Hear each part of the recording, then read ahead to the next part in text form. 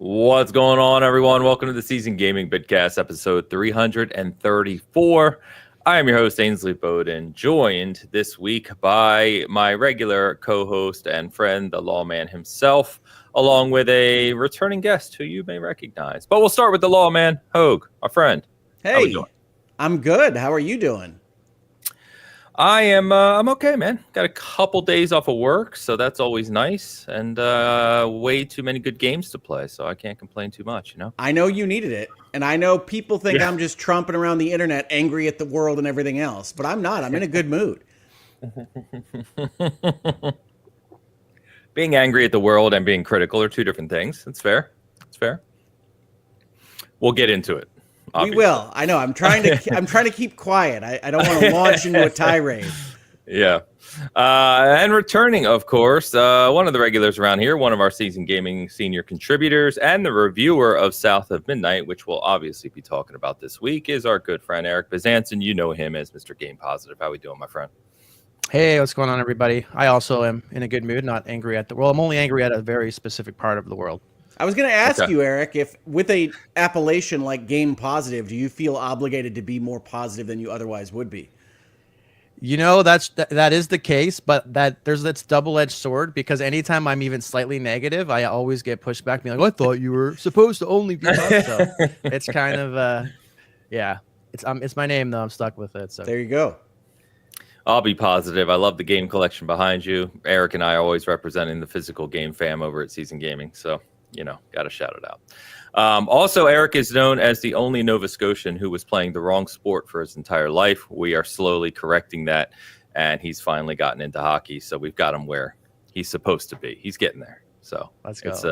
It's a long road to recovery, but we got him. You know, he's on it. So it's going to be a good show. We've obviously... goes without saying, the major topic this week is going to be primarily about the Switch 2. We've got an awful lot to talk about there, from hardware to games to features to whatever that was. We're also going to be talking about South of Midnight, of course. Eric reviewed that. I've put a lot of time into it already because, I did the preview for this game, and now I've been playing it. And a few other things. We've got a few teases and some other things going on, as well as the Xbox games or Xbox first party selling extremely well on PlayStation, which we'll touch on as well. So It helps if you have like 5 editions of your game. You can really take over those lists. No kidding. Yeah. And however many studios, 33 studios or whatever. Before we get to that, of course, let's do a couple shout outs. So shout out to our good friend and regular over the SG side, Vintage Willow, gifting 5 Season Gamer memberships and keeping the lights on over here on the podcast. So thank you so much, Willow, as always, super appreciative and glad you can join us live today. Also want to shout out our good friend Against the Tide, who's always moderating, hanging out with the community, and providing us these awesome AI picks. I let her know ahead of time that Travis was traveling this week.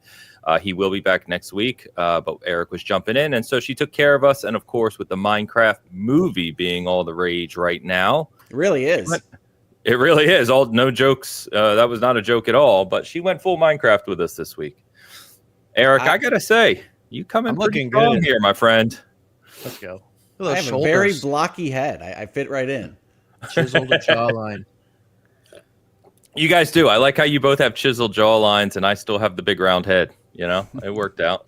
I have a big round head in Minecraft. So you'll stand out in Minecraft with that head. also, it looks like, Hogue, you just burst through a wall. You got the broad shoulders. I like it. Eric, that's actually how I enter rooms, like the Kool-Aid man. Oh yeah. That was good timing, Eric. We didn't even plan that. Eric looking like he's standing in some Minecraft bamboo or something. I don't quite really know what that is. And I'm just floating in space with blocks that apparently form around me. So yeah, not really sure, but it works out. Minecraft movie, guys. I looked at it. I thought this looks bad. It doesn't look like what I would expect, but all the trailers look awful. That doesn't change the fact, people, and this goes for games as well as movies, that not great, high-quality things can still find commercial success. Or, said another way, don't assume that something that finds commercial success is what you personally would consider high quality. one of the things I always hate online in arguments is, oh, I think this game is bad, or I think this movie is bad, and here's why, and I will articulate those reasons. But it sold $300 million. It's like, that is complete non sequitur to what I am saying about the quality of the product. 100% I watched agree. it last night. I don't know if you guys actually seen it, but I got out of it last night. I sat outside a movie theater, having taken my teenage daughter and her friends to the movies with my wife, and we were so disinclined to see it, we didn't join them for this movie. But we had a lovely time reading and working at the Panera. So as far as I'm concerned, the Minecraft movie was a win for me. That's your lore dump for the weekend, folks. There you go. There you go. So I would say that if you are like a movie critic and you went and watch that movie with a bunch of other movie critics to rate it for Rotten Tomatoes or whatever, the score that it has on Rotten Tomatoes is probably justified. But if you're a dad with a young kid and you go there and the movie theater is packed with other young kids, it was an amazing experience. And I thought it was awesome. And the movie, not the movie in isolation, but the experience of watching it in theaters there was a fight scene that happens that was like the same reaction to that fight scene happened with the portal scene in Endgame. It was like the theater just erupted. And you know what? Post-pandemic, those experiences are few and far between these days, at least in my neck of the woods. So to get into a fully sold out packed IMAX theater with an engaged audience that was like hooting and hollering, cheering and freaking out, it was cool. Kiss. That is very, very cool. Good. I'm glad to hear that. Yeah, and to your point, Hogue, too, at the end of the day, Minecraft is a enormous IP in terms of recognition and brand value. And, we are not the market for that necessarily, this show in particular. So to Eric's point, there's probably a whole bunch of little kids out there still playing Minecraft that enjoyed it quite a bit. So power to kind of like Five Nights at Freddy's. That movie did gangbusters too. And it didn't even have it had like a split release with digital and theatrical, and it went crazy in theaters. Similar quality movie. Well, I think Five Nights was a bit better, but I think I would rather schedule additional root canals over going and seeing movies that feature Jack Black songs, but that's just me. You don't like School of Rock? School of Rock being the exception. I enjoyed School of Rock back in the day when Jack Black was starting his Jack Black shtick. I'm not a big fan of Peaches, and I understand there's 4 or 5 songs in this movie. So no. Yes. No, what thank about you. Pick of Destiny? No, I'm not a fan of Tenacious D in general. Okay. He said, no. Oh man. All right. Okay. So why don't we get into kind of what we're currently playing, and we'll kick it off, might as well, right, with South of Midnight. So South of Midnight released this week. I did the preview for it. Like I said, Eric, you did the review for it. So let's start there. Eric, talk about South of Midnight, your review, where you landed, and your thoughts on it. Yeah, so first and foremost, like shout out to Xbox and shout out to Compulsion Games for hooking us up with a review copy. Really appreciate that. That makes our job a lot easier to get stuff out on time. The game itself, or actually, let's start a little bit before that. Compulsion Games in general, when Xbox first started their kind of shopping spree on studios, and they did the first set of reveals. Even after that, when they including Obsidian and in Exile, that whole year's worth, Compulsion had always been like the one that I had my eye on the most, because there was such like brilliant flashes in games like Contrast and games like We Happy Few that I thought in my head, if they could just get the time and money that it's going to take to really like get where they want to get to with their games, there could be something really special there. And I was extremely excited for South of Midnight. And I would say it felt like they were hitting that target that I had in my mind up until around the middle of the game. Everything that you can see about the game, it stands true. The graphics, the presentation, the music, everything there is just top tier brilliant. But the game kind of falls into a little bit of a pit with repetition and some weird choices in the gameplay. That I'll leave it at that. So all in all, I landed on a 8. I will say I was kind of struggling between a 7.5 and an 8. Ultimately landed on the 8 just because the highs when it comes to the presentation is just like so like top of the class that yeah. But there's some, I know Ains, I think you're about halfway through. I don't think you would have gotten like the way you feel about the game, which I'll let you do yourself, but the way you feel about the game where you are in the game, that's exactly how I felt. So I'm curious to see where you end up when the credits roll. Yeah, me too. Yeah, I'm halfway through, or about halfway through chapter 7, which I think is right about halfway through the game or so. Based on the I number am. of chapter slots on the menu, yes. Yeah, Yeah. yeah, and Eric and I were talking about that last night. So I think I love this game. As a game, right? And we talked about this with the preview. So we were fortunate to have Travis doing the initial preview of this for IGN months and months ago. He talked about this, and then I previewed it and talked about the same. Is that going in, the gameplay is simple. The combat arenas are simple, and they don't really expand a lot. I think to Eric's point, and there's no spoilers here. I think what Eric is referring to is the fact that the actual kind of level design and structure and what you're doing on every level doesn't evolve, is what you said in your review. And so Yeah. by the time you get past halfway and you get to those later levels and you're still kind of doing the same thing every level, it starts to wear on you a little bit, which subtly detracts from the other aspects, which are fantastic. I don't know if I'm going to be in the same place as you or not. Obviously, we'll see. As of this moment, right? I don't know if my expectation was different because after doing the preview, my thought was this is the game. You know what I mean? It's going to be just levels of this. And I think I spend so much time just looking at the artistry and walking around and just kind of taking in the experience that I didn't expect a whole lot more. Like, that is all I expected out of South of Midnight. Maybe that's on me. Expectations are everything. They are. And so, you know, maybe I would land higher on this, but I can't say. I'm only halfway through it. I preach a lot about that. So as of this moment, I'm loving it. I will say one of the things, and there's a lot of things you can call out here in terms of artistry and presentation and the music, which I touched on in my preview. The one strange aspect which they nailed, and if you've never lived in or been to the US South or like the southern East Coast where it's humid and hot, they nailed, however they did it, right? The feeling of being in that environment in this game, which is crazy.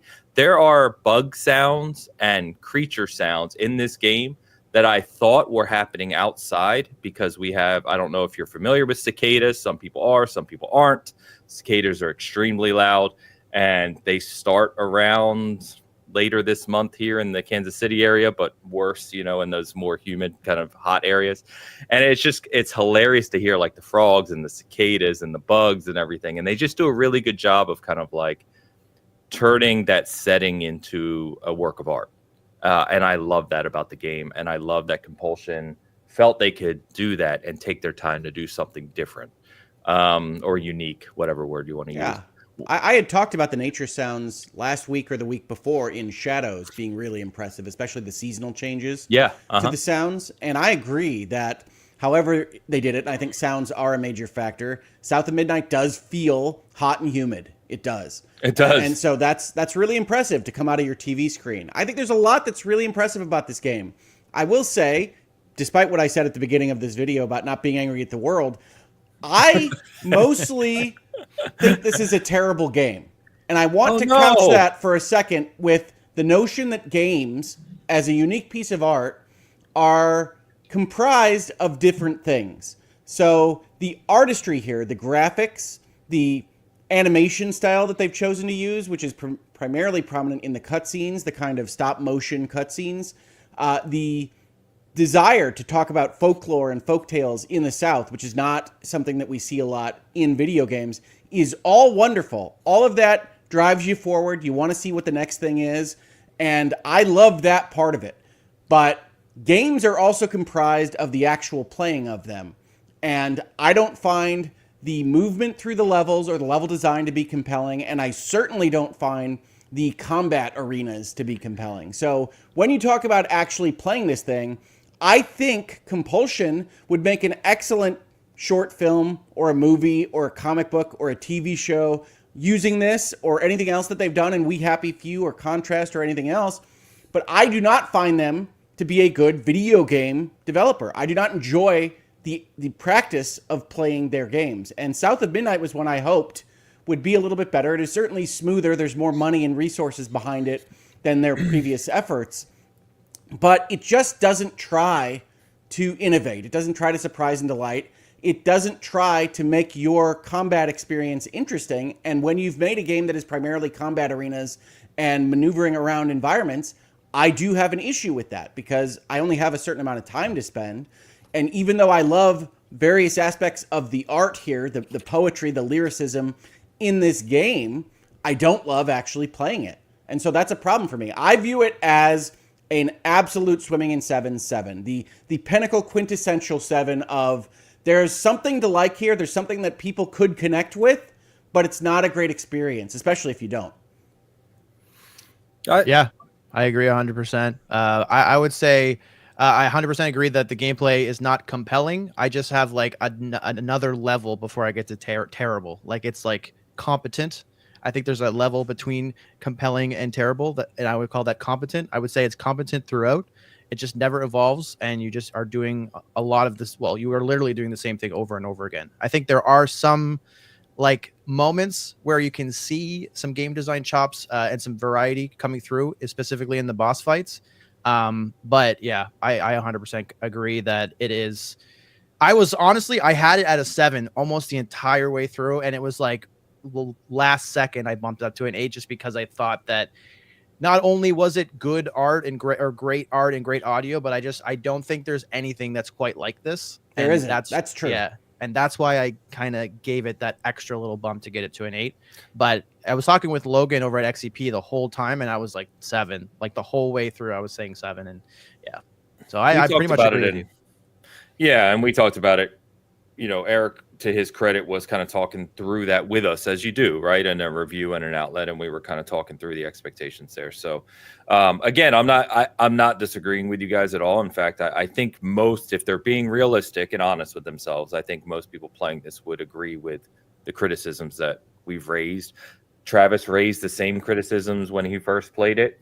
He basically said, like, he hopes that the rest of the game is enough to carry through what feels like repetitive combat. You remember, Hoke, when we were having that discussion. So I do. I guess I feel like usually I have a better appetite for things that other people don't like. The example I usually use is Witcher, which a lot of people complain about that combat in Witcher 3. And I actually really like that combat. I think it speaks to what a Witcher is. And maybe this is what a Weaver is, which is primarily boring. I don't know. But I have defended the Witcher 3's combat. And this one, as soon as you get into that first arena, yeah, I go, oh no, this isn't going to work long term. But maybe they can add things and they can have different enemy types. And I don't even think I'm as far as you, Ains. I think I'm in chapter 6. But I love the art. I really can back up that the graphics are really nice to look at. It's all this kind of stylized, artistic take on the Deep South. And yes, I like the music coming in, although I think sometimes it can be a little bit over the top, especially when you get that last version of the song. But I like all of that. I think that is great. I just wish that they had built it around a game I enjoyed playing. Yeah. I will say, just as a quick note, for anyone that feels the same way about Hogue in terms of the ballads that play at the end of the levels, there is an accessibility option to turn off the lead vocals. So you'll just get the song in its fullness with the backup vocals, which is a lot less like abrasive, I think. So I didn't turn that on, but the option's there for people that feel that way. There's a lot of good accessibility options too. That last one that you get, because you're building up the song as you go through these levels, and that last one you get is very in your face. Mm-hmm. I think that's funny enough. In talking about that, I think that's another unique thing I do like about the game is the way it does build like that. And so again, I maybe it's just expectations. I didn't expect to care about the combat in this game, or and the level, even the level I previewed, which was level 3. I can say now, of course, with the catfish with Bungie, right? Originally, you could tell from that level that kind of exploration, the level design itself was going to be simple. It does get a little broader, at least where I am now, but not by much. So, but no, I see some people in our chat saying gameplay south of mid. I would definitely not call this game mid. I think there's certain aspects of this game that are, just extraordinary. I think this might be the most artistic game that Microsoft has ever funded or made. And I think that's impressive and worthy of praise. I do. Psychonauts 2 raises its hand. Psychonauts 2 is the only one that I can even think of as coming in and having that be a challenge. But I don't think it is as artistic as South of Midnight. Maybe not. Joe, hey Joe, shout out to the trophy room, our good friends over there at the PlayStation show. He says, how long is it, Eric? I believe 12, 14 hours. No, I'd say probably 8 to 10. I think my total Okay. playtime was just under 10, and I was exploring pretty good. Okay. All right. There Gotta you get go. those 10 hours. floofs. Yeah, Yeah. got get a the lot of floofs. floofs. All right. Shout out to Sandy, who came in and 10 memberships over at the Hoag Law side. Thank you, Sandy. Good stuff. Very good stuff. Thank you for the support. All right. Well, that's South of Midnight. Definitely check it out. If you are, it's probably not worth it by this point, by the time listening it. But if you were a Game Pass member, you could upgrade to the premium edition for $9, which. Oh, I was just going to add. See, when I put the hand up, I don't want you to just stop talking. Oh, sorry. It just I catch it catches my eye, and so yeah. Go ahead. Sorry. Yes, I was just going to add as a response to this. I did, obviously, because I'm playing it and I don't get the review copies like Seasoned Gaming does. I did get the deluxe edition. This is actually my favorite of the you already have Game Pass, give us some more money editions that they've released. It's not an expansion pass. It's not a season pass because that's not coming for this game. It is a PDF copy of their art book. And like we were just talking about, this is by far the strength of the game is the art. And you get the music soundtracks. You get all of the little jams that they did in the game, as well as the ballads throughout. It is my favorite of these. So even after the early access period has passed, which is what you're primarily paying for this weekend, I still say that the package that they put together is better than similar packages that I've seen elsewhere. And it's like Agreed. it's $10. It's not 40 or something. Yeah, 100% agree. 100% agree. Yeah, when I saw it was $9 because it's 10, but you get 10% off if you're a Game Pass member. So it was $9. Yeah, I jumped on it, of course. No, and it's well worth it. It's a cool little set. Yeah, no doubt. All right. So talk a little bit more about the first Kazan Berserker. We talked about that last week. I have been playing that in parallel with South of Midnight. And so I'm definitely further in that now. I've done a few more levels. I've done all the side quests to date, and I've beat 3 to 4 more major bosses, or kind of the big bosses. So you guys go so much faster than me at these things. I did wind up buying this, by the way, but I am so slow. Are you actually enjoying it? We'll go there. I am enjoying it. Yes, there's a couple things I want to say. Again, because I was also playing it at the same time as South of Midnight, and it's one of the reasons, in all likelihood, that South of Midnight's combat pales in comparison, because Kazan's combat is really, really good. I am not the biggest Souls player in the world. I think you guys know that. I don't love this as a genre, but Kazan actually has almost, not quite, but almost the kind of responsiveness of a character action game within the Souls environment. And even though I'm terrible at it, I still enjoy playing it, both because of the graphics and because of the action itself. So it's very smooth. It's fun to play. I don't know what you'd call it, dark barbarian core. And so this has been a really fun little thing to find that I have enjoyed more than most other Souls games that I've tried. That is awesome to hear. I really like this one. Yeah, as you know, I didn't recommend it to you. It's driving me nuts. I didn't recommend it to you because I didn't think you would enjoy it, but there you are. So that's great. I love it. That's because I have to play the Yeti 25 times to get past him, and you guys don't. No. Yeah, I know. Yeah, Ade asked, did I beat the Viper? Yes, I beat Viper. Hard boss, but I saw people saying he was one of the hardest bosses they fought ever. Again, one thing we always call out in these games, from games or these Souls-like games, is the difficulty of certain bosses or skill checks in the game will be different by player. Play styles are very different. People use different builds. And, there's a boss that I may get stuck on that Eric will beat, second try, and vice versa. So everyone. Yeah, that happens. That happens all the time. So, we talked last week, I think, about them nerfing some of the bosses. I actually went back and looked at the patch notes, and they actually only nerfed Viper and some of the other bosses by 12%, is what they said officially. So that's not really that notable in Souls land. But Viper didn't prove that much of a challenge. I think I fought him 7-8 times maybe. But got him, and I'm several bosses, like I said, past that now. But I'm still enjoying it. I think the similar to Neo, if you've played the Neo games, the one thing that I don't enjoy as much in these games is the levels are not as explorative, right? I talk about that in so many games, whereas like Elden Ring or even Souls 3 or Bloodborne, you can kind of go and explore and really kind of create your path through that world. In these games, it's very kind of linear. You're going level by level, and there's not a whole lot of exploration or discovery.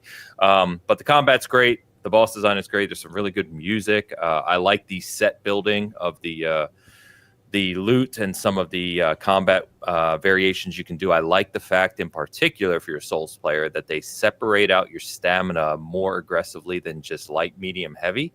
There's actually, it's kind of like an actual percentage, which impacts your movement, your stamina regeneration, bunch of other things. So I really enjoy that as well. Eric, you playing this one?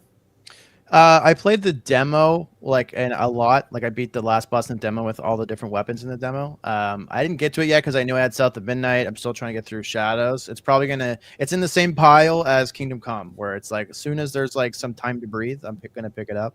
So I don't have much to say about it. But you have a member of the family, I think, that's helping you get through this game quicker, right? That you might.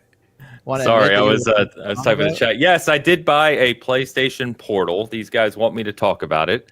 The SG crowd, or not crowd, the SG staff, out of nowhere, 6 months ago, Eric, became like Portal stands. Like someone bought it, someone else bought it. It became the chatter in our Discord constantly. And now I think like 6 of the people at SG have Portals. To its credit, I was using it yesterday. I was playing Kazan on it yesterday while watching the Kings dominate the Edmonton Oilers. And it is really, really good for that. So it's funny because I was going to bring that up later only because the screen on it is a 1080p 8-inch screen, which has relevance to something else we're going to be talking about. I don't know what. But yes, it is. It does work extremely well. It's flawless. It feels like you're playing natively, which is cool. The screen is very sharp. It's a solid screen, and it feels like you're holding a DualSense. So if you like the DualSense, you're already holding the controller. So it's a weird little piece of tech. I never thought I would buy one, but I have been using it. My only complaint, which I think, Eric, you have the same one, which is weird, is the thumbsticks are smaller than a DualSense controller, probably just for obvious ergonomic reasons. And so it's just a little weird because I have generally pretty big hands. I have the same complaint with the Switch. It just feels like a little toy in my hand. Whereas do they not have like little joystick condoms you can put on them to give them some heft for you? I looked for that, honestly. But the control freaks are meant for like the regular size thumbsticks. Oh. So maybe there's a way you could 3D print one, or maybe in the future. In the future, yeah, it would be. It just seems like a solvable problem. Yeah, Sony, I know you're watching. I was going to make a joke about not using condoms, but we're just going to move on. The other thing is the DualSense Edge, which is like the elite controller for PlayStation 5, is what I'm normally using, which if you've used it, it feels much higher quality than a normal DualSense. It's got really nice grips on it. It's heavier. It's weightier. The Portal has your standard kind of plasticky, DualSense feel, so that it just doesn't feel as nice. But the unit itself it works great. No complaints at all. So, if you're one of those people that finds yourself wanting to watch something or have kids where they're occupying a TV or living room and you still want to play something on your PlayStation, there's your use case. And everyone at SG seems to love it. So, yeah. Anyway, Hogue. Yeah. I can't do the Hogue's Notes song. That's okay. You don't have to. That's Travis's role. But you said you had a note for us. Let's hear about it. I did. I have one note because most of my week, I know it's a big surprise, was actually watching the Nintendo Direct and then 8 hours of Treehouse with my daughter. So mostly I was playing what I was playing the other weeks, Assassin's Creed Shadows, South of Midnight now we've already talked about. And of course, I'm a crazy person who decided to buy first Berserker because I said, yeah, that sounds like fun. One day I'll get past level 1. And it was great. I got past level 1 and I'm a big winner.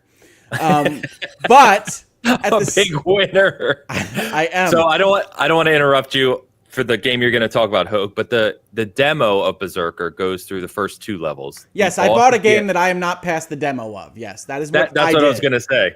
So the second boss is way harder than the Yeti. He's kind of like the early game skill check. I'll be interested to hear when you get to him how you're faring next week, maybe. Just give me a couple episodes of Bitcast. All right, we'll see what I can do. Again, my experience with Souls games is very different from Ains and Travis's, which is why I think we have some of the friction that we do, because my experience is having to play the Yeti 25 times. That is not their experience. So when I say I don't like Souls games as much as them, I actually think I probably do if we were having a similar level of progression speed. But we don't, because I'm not as skilled as them. I can accept this about myself. But I really enjoy this game, and so I will probably bang my head against that wall longer than I have for other games that I didn't enjoy being in the world of as much, like Elden Ring. So I'm hopeful I'll get a little bit further in this one. We'll see. Oh. Now, as for my note, I wanted to make a special shout out to a game that I have been playing on PC. I think folks that know me know that I play board games a lot, and I like that indie developers are using board game rules and concepts to kind of make their resources go as far as they do with PC games. And this is a game in the city building genre that uses board gaming and card deck building kind of mechanics to make city building its own kind of roguelike. And I've really gotten into this week. I love it very much. It's less than $10, I think, right now. It is called Dawn Maker. And if you like city building and you like synergies and figuring out how to build buildings in interesting ways while fending off the fog and lighting lighthouses and doing various things to get yourself through the meta progression of a roguelike, I highly recommend checking out this game. Dawn What was it called Maker. again? Dawn Maker. Dawn Maker. Okay. Yes, like bringing the sun up in the morning, making that happen. Dawn Maker. Okay, gotcha. I thought you were saying Dawn, like D-O-N, and I'm like, are we making a mob here or something? No, like what? Okay. It's just my Midwesterness. That's how I say dawn. Okay, all right. Dawn. Dawn with a W. Dawn. Yes, now if we say it enough times, we'll all start hearing it weird. The dish soap. Yeah. Is it only on Steam or what you playing it on? I'm playing it on Steam on my PC. I don't think it's likely to be on anything else yet. Certainly a thing like the Switch or any system could run it. But I believe this is one of those that's made by like a guy or two guys and hasn't gotten over to other areas. I don't know how much it's sold. Things that are great don't always sell awesome. It's the inverse of the Minecraft movie. So I have no idea how it's doing, but I really like this game. It's a really cool little design. And I love city building. I love putting buildings on maps and having them talk to each other. It's just something I do. And so I highly recommend this game. And I wanted to mention it because I don't know how you find things on Steam. It seems like you just open it up and there's another 300 games to look at any given day. So check out Dawn Maker. It can be the game that you check out today. There you go. Yeah, on Steam it is. It's only $10. It's on sale right now. There is a digital edition that includes, I guess, some additional things, but there's also a demo for the game. So if you want to check it out on Hoag's recommendation, play it for free. Check it out. Demos. Yes. It looks a little bit like it's got that grid pattern like Catan. I mean, it's not the Catan model of games, but yes, it does use a hex grid. Okay, cool. That's just board gaming, Ains. Lots of games use hex grids. Yeah, I know. I don't know many of them, so my mind went to Catan. Yes, Eric, you raised your hand. Can I give a Hoag's notes from Wish? Sure.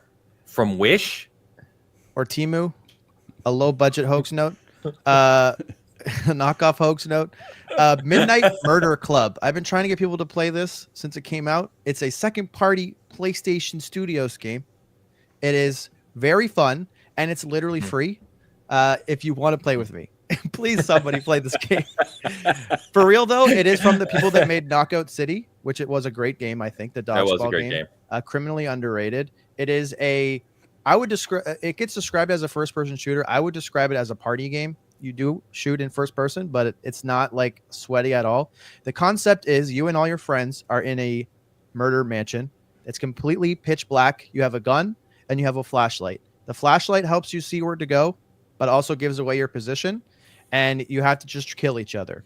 There is a mode in this game that has been not advertised for some reason that is insanely fun. It's called Wild Cards.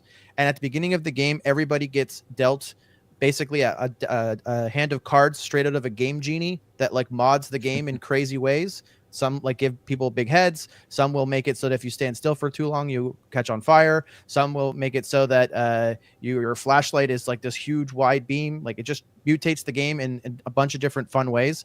And everybody in the lobby plays one card before the round starts. So you get into these you take this fun concept that's already there and it just mutates into like chaos, and it's extremely fun. They have an awesome program where if one person buys it, they can invite 5 other people to play it for free. And it's fully cross-play on Steam through Steam and PS5. So you can mix and match. The proximity chat in this game is obviously super important, but it's so good. The way that they measure the distance between the players and adjust the volume of their voice, it's so funny. People will blast music on Steam for some reason. I had a couple lobbies where people were blasting Fetty Wap, and I could find them by getting closer to the music and shoot them. It's very fun. And if you know one person that owns it, it's completely free. I think that game deserves more support. Sony should market it a little bit better. I think it shouldn't be my job. No, you've been trying, to your credit. And Mo, you know Mo, obviously, he brought this up the other day too, and I told him, I was like, Eric Kazan has been trying to get people to play it. Dr. Mo? We just gotta, yes, Dr. Mo. So we just gotta get a time. We can definitely get 5 people together to play that. So it sounds fun. Cool. Well, shout out to the 230, 220-ish people concurrent hanging out with us. As always, please hit that like button, share it out, because we're going to get into the Switch 2, and we have an awful lot to talk about. So I thought your segue was going to be, and then you're not going to like us as much. So hit the like now before Rick gets talking about the Switch and Nintendo, and we thank you for it. Yeah, before I let Hogue speak here, please hit that like. Don't switch it later. Appreciate you. But yeah, let's get into the Switch 2, as that is our main topic today. So we finally, boys, have the full Switch 2 unveil officially from Nintendo. So they went into hold on, pace yourself. We got the hardware. We got quite a few of the games. We've got pricing, TBD, kind of, to Hogue's point, and features and some other things. So we can break this down a lot of ways. To let you breathe a little bit, Hogue. We're gonna start. I'm ready. I've been saving up for this since Wednesday. I know. So I want to let you kind of exhale. So we're going to start with overall thoughts. We will get to pricing. We will get to hardware. We will get to features, specifics of those. But overall thoughts on the hour-long direct itself, the presentation model, and where you landed after the show. Hogue, hit us. Sure. Okay. So April 2nd was in my business Outlook calendar since January, because I was that excited about this announcement. I'd been wanting to buy a Super Switch for about 3 years, back when it was evident that they couldn't actually get things like The Legend of Zelda working properly on their existing 2013 chipset. So I was very much looking forward to this and what they were going to do with this design. April 2nd, we were very excited. My daughter, who is not a morning person, had wandered bleary-eyed into my room to watch this direct at 8 in the morning here before it started, and we were super pumped for it. Then it happened. We saw the video. And unfortunately, my overall thoughts here are that, one, it's a massive surprise to me that they didn't have a 3D platformer Mario or a mainline Zelda entry ready for this announcement. We had been watching Nintendo and their Switch product line really get winnowed down to almost nothing but remasters over the course of the past year. So it felt to me, and I've said this in this space before, that they were saving up because they knew that the Switch 1 launch was so successful, because they essentially had 7 months of big Nintendo releases ready to go for that first year. Xenoblade, Mario Odyssey, Breath of the Wild, and that was not the case for this video setup. The Nintendo releases themselves for the Switch are primarily a Mario Kart game, which overall looks awesome. I'm not going to say anything bad about Mario Kart World. I think that's great. But a kart game, even if it sells 30 million copies, is not the traditional slot for a, oh my God, I got to get that system type feeling. And it isn't now for me. A Donkey Kong game, which I know you like Donkey Kong games. I know you were looking forward to Donkey Kong. Careful. Which looked bad when it was announced to me. I don't like the graphic styles. It's very gaudy. I don't like the new Donkey Kong and how it looks like a cartoon character now. But that's subjective. Reasonable minds can differ on that till the cows come home. But having watched the tree houses of Bonanza, it continues to seem like a less exciting prospect than a Mario game would have been, or a Zelda game would have been. And then a wheelchair basketball game, which is clearly the arms slot. If you remember the Switch 1 launch where they're trying to show what their controllers, their Joy-Cons can do, they have a game where you punch things with spring arms and whatnot called Arms. This one is called, I think, Dragon Drive. Am I getting that right? Which is using the mouse controls of the Joy-Cons, which they announced as part of this reveal of what their new system can do, to pretend like you are using a wheelchair to play basketball with. And overall, I didn't find that very compelling. Additionally to that, as part of this video, they announced the Nintendo Switch 2 editions of major games that were released on the Switch, including the Zeldas and Mario Party Jamboree and Kirby in the Forgotten Land. I'm going to forget all these Nintendo game names. Yeah, you got it. In a second. But they announced Nintendo Switch 2 editions while also being somewhat opaque as to what the heck is the difference between an upgraded not Switch 2 edition and a Switch 2 edition, except for these expansion packs. But at the same time, they also announced Switch 2 editions that didn't include an expansion pack, like Pokemon ZA. So the overall thought I had in this entire Direct was a feeling that they didn't want to share all their information with me, that it wasn't ready for prime time despite a 2 or 3 month lead time to this announcement. We didn't get a price of the system, which was released by press release at the same time as the end of the video. And we didn't get an understanding of what they were doing with this software. One thing that I had said in this space and others was that I wanted to see things like that Legend of Zelda get better frame rates on the new system, but I didn't know how they were going to do that, whether they were going to charge for it, and I still don't know. It's still opaque as to what exactly the Switch 2 editions are doing when they also announced simultaneously that they were going to have upgrades for things that didn't get Switch 2 editions. On top of that, they had what we had talked about earlier, notes that not every Switch game would be compatible with the Switch 2, and I had said, well, it's clear that things like Labo that required the specific size of the Joy-Con wouldn't be compatible. But the lists that came out after this video were hundreds of games long that didn't all include anything related to the Joy-Con size or the hardware itself. And so it's entirely unclear whether or not your Switch library will transfer over in a satisfying way to the Switch 2.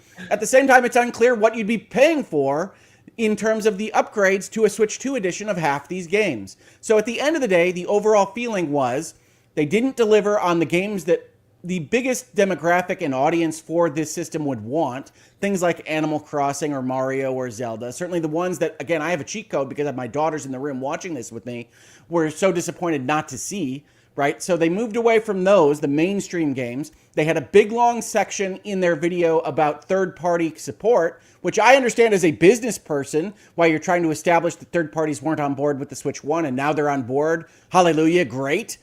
But doesn't sell the system for me. It has a FromSoft exclusive that I know you will be excited about, Ains, except that afterwards, like everything else as part of this Direct, afterwards is when the news comes.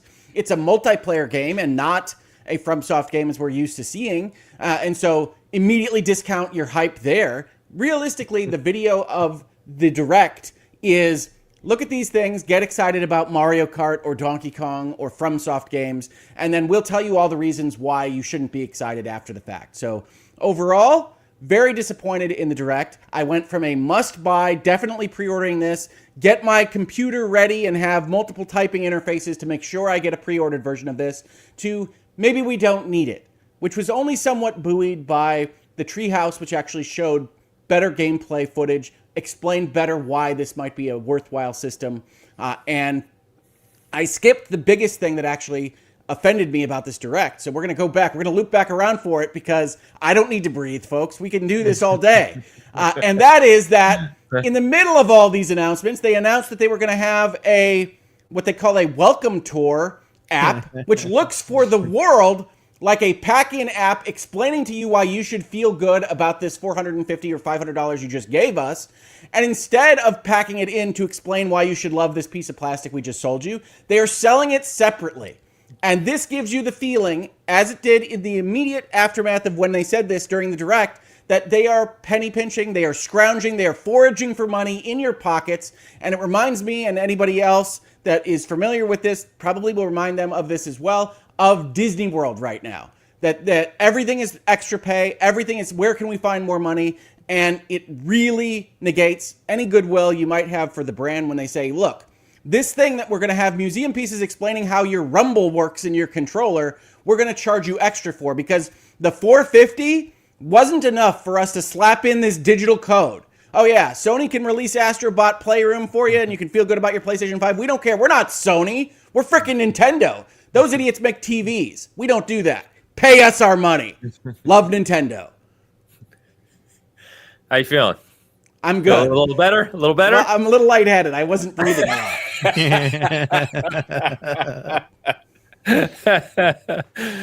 All right, Eric. You, I think it's fair to say, are one of the bigger Nintendo stands in the SG kind of outlet, right, of our staff. And yes. I think it's also fair to say you felt pretty let down by this as well, if I recall. Yeah. So what's funny is I get to the same conclusion as Hogue, but a lot of the things that I'm the most upset about, he didn't even mention yet. So we got more. That's what's really, really crazy. A couple notes I wanted to clear up too is this isn't 100% confirmed. It's like converting yen and stuff like that. But the upgrade cost to upgrade like Breath of the Wild is supposedly $20 US. And the free upgrades for things that don't have a Nintendo Switch 2 version are not actually free. You need to have a Nintendo Switch Online subscription in order to access the free updates to the games you already bought. So those two things are one thing. Now, in terms of the presentation, so I'm somebody who is very easily hyped. Like I'm very easy to get me locked in and happy and hyped about your stuff. And so throughout the presentation, I was pretty much just that. I'm looking at it from the perspective of somebody who really likes Nintendo and who has a daughter who really likes Kirby. So this is it was all hitting for me. And then the new FromSoft game shows up, and initial reaction is, oh my God, new FromSoft game. This looks like Bloodborne, like hype, excited. This is awesome. And then once it ended, other than I did kind of like take a double take at the cost or paid pack in game, that was weird, but I immediately overlooked that and just continued being hyped.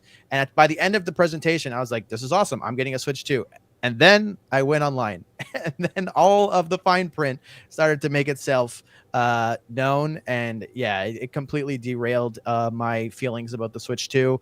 Everything that Hogue did say, I will say I agree with, and they're all upsetting. The things that really bugged me, other than the things I just briefly mentioned there, are what they're doing with physical games. Nintendo, there's people that own Switches and never once bought a Switch cart and they're fully digital. That's fine. But Nintendo in general, for people that do collect games, they were like the knight in shining armor. They were like the last resistance, because they, even if you look at their quarterly financials, they report like the percentage of physical games in their overall sales when you take out games that didn't have physical versions, and they were over 50% of their sales were physical. So they are still strong in physical. And if you look at things like Limited Run and other bespoke like retailers, they are just pumping out physical versions of all kinds of weird Switch games, and it's a collector's dream. And they are basically trying to kill that as much as they can. First, they are creating this new Switch key card system where instead of buying a code in a box, you're buying a hollowed out Switch shell that has a key code in it, but you actually have like kind of some rights over it, as you could lend it or trade it, which is a good thing. And that was my gut reaction. But then like all the fine print starts coming in, and you realize that this is actually a path for publishers to never put game content on the cart. With the Switch 1, there were several different denominations that you could install a game to, like in terms of the size of the cart, which it impacts the price of the cart. They had 1 gig, 2 gig, 4 gig, 8 gig, etc., like all the way up to I think 32. With the new cards, they use faster memory, which is more expensive, and then I think they only have 2 options right now. It's been reported 8 gigs and 32. I think 32 being very expensive. That's why you see games like Bravely Default Remastered, which is a relatively small game in terms of its install footprint, but it doesn't have any content on the card. And I think this is going to be a path for publishers to save money as much as possible. And just, I think that this is going to be like the beginning of the end. All the Nintendo first party games, they seem to be having the game on the cart because they don't upcharge themselves. Like the actual sales of the carts to publishers for printing games is a profit arm of Nintendo. It's not like a medium like Blu-ray where it's more universal. So that really bugged me. And then once I started to see the details of like the FromSoft game, because that was for me that was the peak of the presentation. That was the mic drop moment.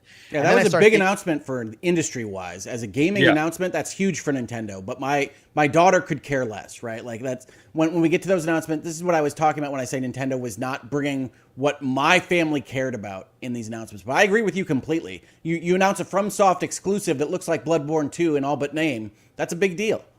Yeah, and so my reaction to seeing it being revealed was, oh my god, new FromSoft. But then when the reality starts sitting in, I'm like, wait a minute, the next game that's from FromSoft, and more important than that, it's being directed by Miyazaki, because Night Rain is I mean, I think Night Rain is going to be awesome, but it's not directed by Miyazaki, and there's a bit of it'd be like a Kojima Productions game that's not directed by Kojima. It probably is still going to be awesome, but you know, there's a little bit of a difference there. And a game from FromSoft directed by Miyazaki is going to be locked in on probably, if I buy one, the least powerful device I own for gaming. It's going to probably run at 30 frames per second. It's going to run horribly for me. I also am a huge fan of Yakuza. I have every Yakuza game ever released on PS4 and PS5 physical, and now that new director's cut of Zero, which is one of the best games that they've made, is exclusive. And from the reports from the like influencer events, apparently it runs like garbage on the Switch too. It was one of the worst performing games of their show. Now there's time to optimize and whatnot, but I don't want to buy that game on Switch. I want to buy it on PS4 because that's where all of the other games I have in that series are. And for me, it was this realization that I always wanted the Nintendo to kind of come up to be able to support modern AAA games. Like that was what I wanted from the Switch, and it fell behind in that respect. And then once it got there, now it's starting to money hat exclusives. And I was like, wait a minute, this is like a monkey's paw thing. I wasn't expecting this. Nintendo has always been this quirky secondary console that was like this fun device that I had, and I would always get mad when Sony would do stuff like this. But now that Nintendo can run these games, they're doing the Sony stuff and blocking me from playing games where I want to play them, which is frustrating on top of all the other stuff that Hogue mentioned. No, it is frustrating. The price. And I wanted to add, just as terms of clarity, that I think we were maybe talking past each other on the upgrade games, because I think that the Switch 2 edition upgrade packs that they are offering, which is good, that's a necessary thing to do if you're charging for it at all, are the things that are free if you have that online membership. So for Breath of the Wild, they have a Breath of the Wild Switch 2 edition, and you can buy an upgrade pack for whatever that is, $20, I think you said, is currently the bet, because Nintendo is not sharing full pricing with us right now on anything for these upgrade packs, and you will get those as part of the expansion pass, we think, because Nintendo is constantly looking to add value because they want to sell you the expansion pass to their online membership.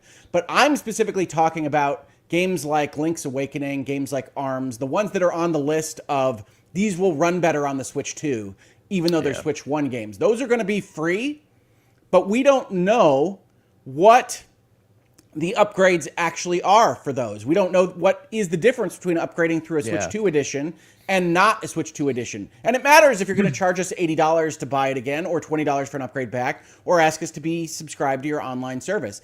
And this is emblematic of Nintendo's big fault here. They are so skittish about certain pieces of information and sharing them that they let the internet run wild with their research and their news, and you get all this bad information. You got freaking Jeff Keighley going out there and telling us that all digital games are going to be $80 after this because they said that Mario Kart World was going to be $80. We think, again, who knows on all of these aspects of the news, but everybody's getting things wrong. There's misinformation and disinformation out there on all of it because the corporation that gave you a teaser for 3 months couldn't be arsed to put the information directly in the worldwide video that they created for that purpose. The cost of buying Mario Kart World physically in Canada is still not revealed. These guys are acting crazy. We haven't even gotten to the fact that they announced pre-order date and then pulled it back within a day of announcing it. Oh, I love you guys. Yeah, no, it's a nightmare. And the Link's Awakening thing, it could be anything from it doesn't constantly drop below 30 to that's it runs what we at need. 60. And they call it free, but to get Link's Awakening to run better, whatever that means, you do have to have the online membership still, which I think is absolutely insane. Well, I'm not seeing that, Eric. I'm not seeing that in any of the news items that I'm looking at on that. So I can send it to you after, but I'm pretty sure it was on the page that had all the list of games on Nintendo's website. Maybe I read it wrong. I hope I did. Well, I think Yeah, just to comment here a bit. I think that's you guys are calling out the issue, right? I'm literally on Nintendo's site right now, and I was going through it this morning before the show, and I'm kind of reading all this information. And I think to your guys' point, the biggest issue here is communication. And one of the things we've criticized both PlayStation and Xbox over the past years we've been doing the show at various events is lack of specific information and clarity, right? Clarity is what we're looking for. And this presentation lacked an awful lot of it for various aspects of what consumers can expect. And you don't generally expect that from Nintendo because Nintendo has their audience kind of in their sights and they know what that audience is looking for. I don't credit Nintendo very often. I'm not the big Nintendo guy nowadays in my life. But one of the things they know is their audience. And I think that was generally clear in this presentation, felt like watching something that PlayStation put together a couple years ago. It's like, what are they doing? Like, how are you communicating all these upgrade paths and differences between Switch 1 and Switch 2 and all of the things you guys already said that I'm not going to rehash. So I thought that aspect of it was really poor. And I thought they definitely should have had a better plan. I think, Hogue, you're probably right in that they probably are self-aware that some of these things are going to be unpopular and they try to skate around those things. And when you try to do that, you just cause more harm than actually saying it. Because to your point, now there's all sorts of misinformation. While the thing was live, we had reports on site saying games are going to be $90 for physical, which doesn't really seem to be true. So that's not necessarily Nintendo's pricing error, it's their communication error. And I put it in the boardroom. I put it as skittishness, right? When you know that they have the price for this thing ready, it's in a press release the moment the video ends, then that should be included in the video. Explain to us how it is. You're scared about that response? That's silly. It's going to cost some money. It's right around where we had guessed. We know the analysts thought it might be 4. That always seemed a pipe dream to me, but it didn't to you and Travis, certainly. So we look at these things and say $450 is a reasonable price for that system, and the $450 didn't bother me. No, I don't think it really bothered many people as compared to the rest of this stuff. If you're going to increase the price of games overall, that's probably something you should mention. And when you have the eyes of the world on you, it's better to get in front of that and talk about why it is that way. And talk about the cost of development or talk about the size of the marketplace, or heck, you can talk about tariffs if you want. But what you don't do is you hide the ball. You put it behind the scenes. You don't put it in the video that everybody's watching where you have a release date for this thing, which is great, by the way. June 5th is an awesome date. Love it. Yeah, great. 2 months away. Great job, Nintendo. But you screwed up on the rest of this stuff. And it feels to me, and I do a lot of this in my day job and in my analysis job on Virtual Legality and Hangouts and Headlines, it feels to me like one of those companies that just doesn't have a strong hand at the wheel and is trying to avoid all these various things, and as you said, Ains, making it worse. And unfortunately, we're the ones that it's made worse for.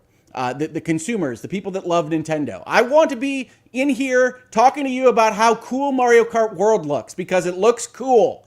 It does look cool. We have to go through this part first, because Nintendo has taken perhaps the easiest layup rollout in the history of the gaming industry. They are making a better version of the most popular console in history. And all they have to do is trot that out there and say it's better now, and here's why. And they have screwed it up 100-fold. And I don't know exactly why that is.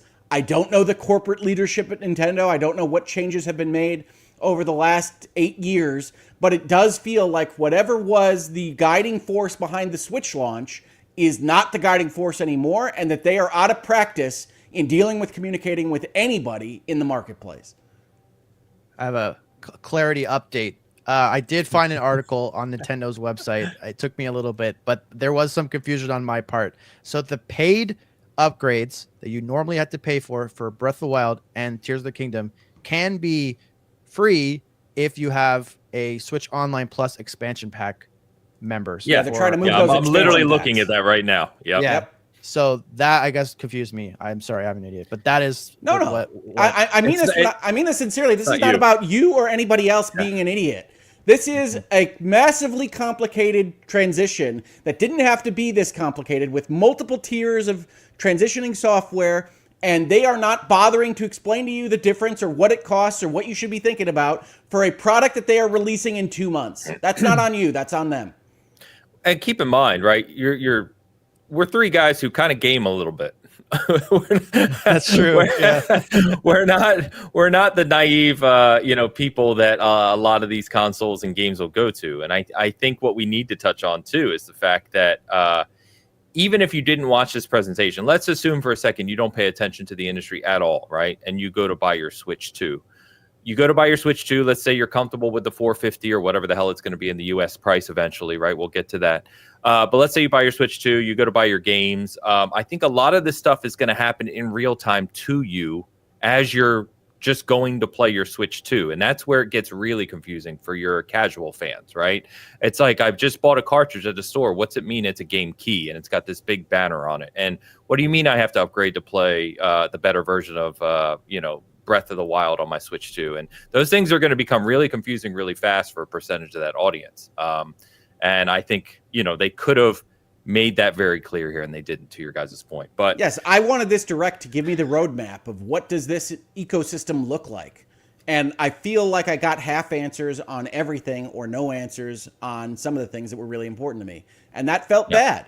And that felt bad in addition to the fact that I was expecting to see a new Mario game or a new Zelda game. And no, folks, Hyrule Warriors 3 does not count as a new Zelda game. I understand that they've licensed out the intellectual property for a Warriors game. I also like Warriors games sometimes, but that's not what I'm talking about when I talk about Zelda. we'll get to the games here shortly, and I'll put on my DK Defender hat, so we'll get there soon. Yeah, no, I'm happy to talk about Bonanza because that's the one that really has the weirdest kind of sense for me. I'm so excited. Coming off the treehouse. Honestly, if they didn't have Bonanza, I'd be a lot more negative right now. The only reason I'm happy is because of Bonanza, but we'll get there. Before we're going to continue talking about this, we got hardware pricing features to go through yet because this is going to be a long one today, but I want to catch up on a couple super chats we got several minutes ago or a little bit ago. So Painful Discourse, shout out to our good friend Painful Discourse over with the Polish, I believe we said is Zatka? It's right? Zloty. Zloty, thank you. I don't know where I got Zatka from. Saying Thai guy checking out Marathon like other outlets. Well, it is not. I don't think we can say where Travis is. Not my position to say, my friend. All I will say, He's on that island defending the Penguins against the 10% tariffs. They make all his suits. Fair enough. All I will say is tune in next week. So thank you, Painful Discourse. But thank you for the support. Seriously, I can't say anymore. But yeah, appreciate the super chat. Shout out to Cookie Monster Steve, member for 32 months on the Hogue side. Hey, wow, okay, this is taking it to a much higher level. Hey, all, how's life going? You know what? It's the springtime in Michigan. We've made it through the winter. We've got a new Nintendo system to be excited for / bitch about. Couldn't be better. Yeah. Going good. Busy. Good. Hot NHL playoffs around the corner.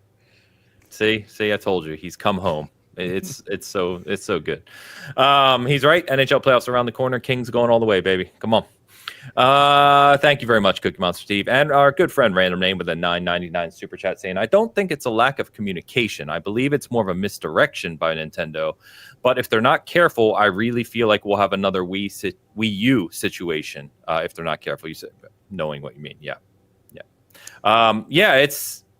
Well, I mean, we just ranted about it, right? This presentation wasn't great from that perspective. And to Hogue's point, Switch 2 is a monumental success. We have talked about that countless times on this show.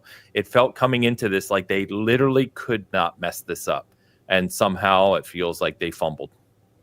From a presentation perspective, anyway. Obviously, and the other response people have given me online is it's going to sell out first day. And it's like, yes, absolutely. It's going to sell out. If you want one, get your pre-orders ready whenever they let us do that. But the success of a console or any other product or service is not based around how many early adopters you can get to pre-order your thing on day one. Yeah. We're talking about years and years and years in the future. And we're also talking about the counterfactual. With a Switch 1 being what it is, the Switch 2 should have a huge platform to sell through, and it will. But I would argue that this lack of communication is going to confuse people. It's not as well planned as I would have hoped from this company. Selling the Welcome Tour indicates a company that I already have bad vibes about going into the immediate near future. And now you're not going to sell as many as you would have. Are you still maybe going to be one of the best-selling consoles of all time? Probably. I also said as part of my Twitter rants that I am very likely to love my Switch 2. I really like what this product looks like, and I think Nintendo has some of the best developers in the world. But that doesn't mean that they aren't making mistakes right now. Agreed. Definitely agree. Brandon, thank you, my friend. Hope you're doing well. All right. Our good friend Alejandro Segovia, you know him as Alex with the 199 super chat saying Nintendo managed to make Sony feel pro-consumer. Let's not go too far. I mean, I do think on the expansions, I think one of the things when I saw what they were doing with the Switch 2 editions, I did think in my head is that Days Gone $10 seems okay. So Alex isn't wrong on that. Well, luckily for you, Hogue, they have a Last of Us 1 and 2 collection coming. I know you've been waiting for that. You've been holding out. Wait, I really did think that they were out of ways to resell us Last of Us. Are they really going to sell a collection? It is going to be the Last of Us last collection. Yeah. But jokes aside, I agree. We've criticized Xbox and PlayStation both in various ways. This is just it's not negative on Nintendo. It's negative in the moment for the presentation itself. So, Alex, thank you very much. Let's get to the hardware. I want to talk about this console itself. You just mentioned it, Hogue. So if we going back, I think there was a lot of people, and I believe, Hogue, you were in this camp too. But you can obviously speak to that. Yes. I asked several weeks ago of you and Ty Guy at the time of what do you want to see out of the Switch 2, right? Like, what would you be happy with? And if I recall correctly, you were pretty much just wanted a Switch 2 with a Super Switch. We'll call it the Super Switch, which is the correct name. Yes. That essentially played all of your Switch 1 games in better form, right? Or improved them slightly, frame rates, what have you, balance. I'm not even greedy on this. I don't need all of them to be better. I just like some to get the boost mode from like the PlayStation 4 Pro. Correct. Yeah. And Nintendo is giving me that, kind of. It's also selling me that from other games, but it appears to be giving me that, kind of. And so that's great. That's all I wanted. But they have more to tell us. Yeah, so looking at the hardware, so we get the 256 gigabyte storage, which should be pretty competent from a Switch perspective or game. They're smaller games, right? yeah. Yeah, so I mean that's 8 times what the Switch 1 was. I like that. I was also impressed, I will say, with the screen. Now, it is an LCD screen. It feels weird to me. I know, Eric, you're kind of on the tech side too. Feels weird to me calling it LCD because from all reports, it's not really traditional LCD. It's got more going on than that. But it's not OLED, which we didn't expect, or at least I don't think reasonable people expected that. However, all reports are that it's really, really beautiful. It does feature HDR. It does have VRR, which I didn't expect and is welcome. And it is 120 frame screen rather than just 60. So I'm pretty happy, honestly, with what they did from a screen and portable perspective with the hardware. Yeah, I mean, the OLED has never really sold me. But again, I'm playing my Switch, even though I have an OLED Switch, primarily in dock. That's what my Switch experience is. And so the screen doesn't matter to me as much. And if they're going to make cuts in the Switch to bring it down in price, that's an okay place for it to cut for me. And so it does look great when they show it on the Treehouse. It does look great in the pictures that journalists have taken from the various events. And so I am undoubtedly sure that it will be fine for my purposes with the Switch. But I do know that some people are going to be upset that it's not that OLED. And yes, there's almost certainly going to be a Switch 2 OLED edition. Because we already know Nintendo Switch selling you the welcome tour. They're going to sell you an upgrade version a year after. We know this. This is what they're going to do. We can assume this to be the case. Yep. And it's a 7.9-inch screen, if you're wondering. So about 1.5 inches bigger than the original Switch, not the OLED.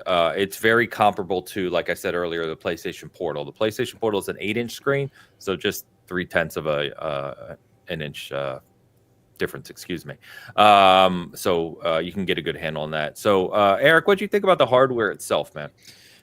I think the hardware is pretty good. I think that it's going to be it's going to make playing Nintendo-made games like a really good experience. I still don't think it's going to be a very compelling device for third parties, even though there's going to be support there. I think it's always going to be an inferior version going forward from third parties on the Switch, unless you're like looking at indie games, which like they're not really going to hit the top of the Switch technically.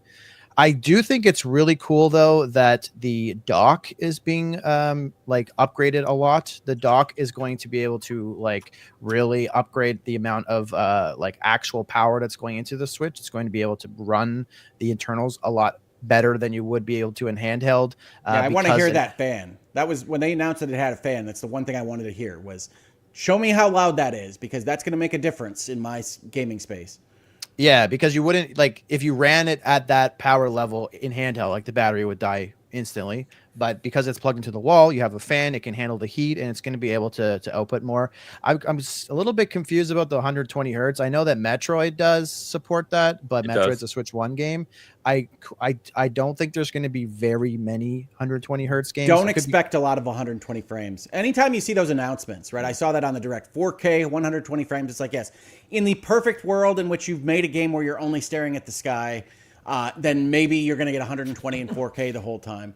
But most developers are going to make their graphics and whatever technology they're using in their video games come down to what is reasonable at the time in the market, whether that's 60 or 40 for what they're doing, 30 even, depending on what kind of game they're making. Yeah. Don't expect to get 120 as your regular kind of use proposition of the Switch. But it's nice that it can do it.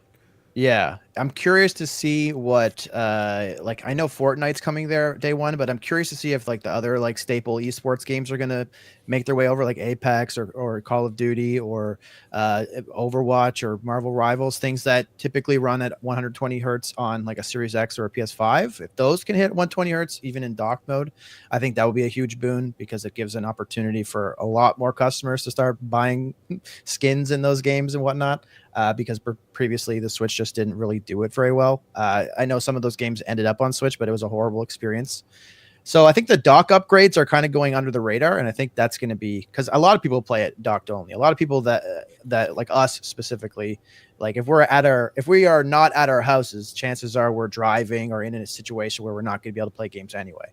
Unless you take the bus a lot, you're usually going to play your Switch handheld or dock, sorry. And so the extra power going to the dock, I think, is one of the more underrated features that they revealed.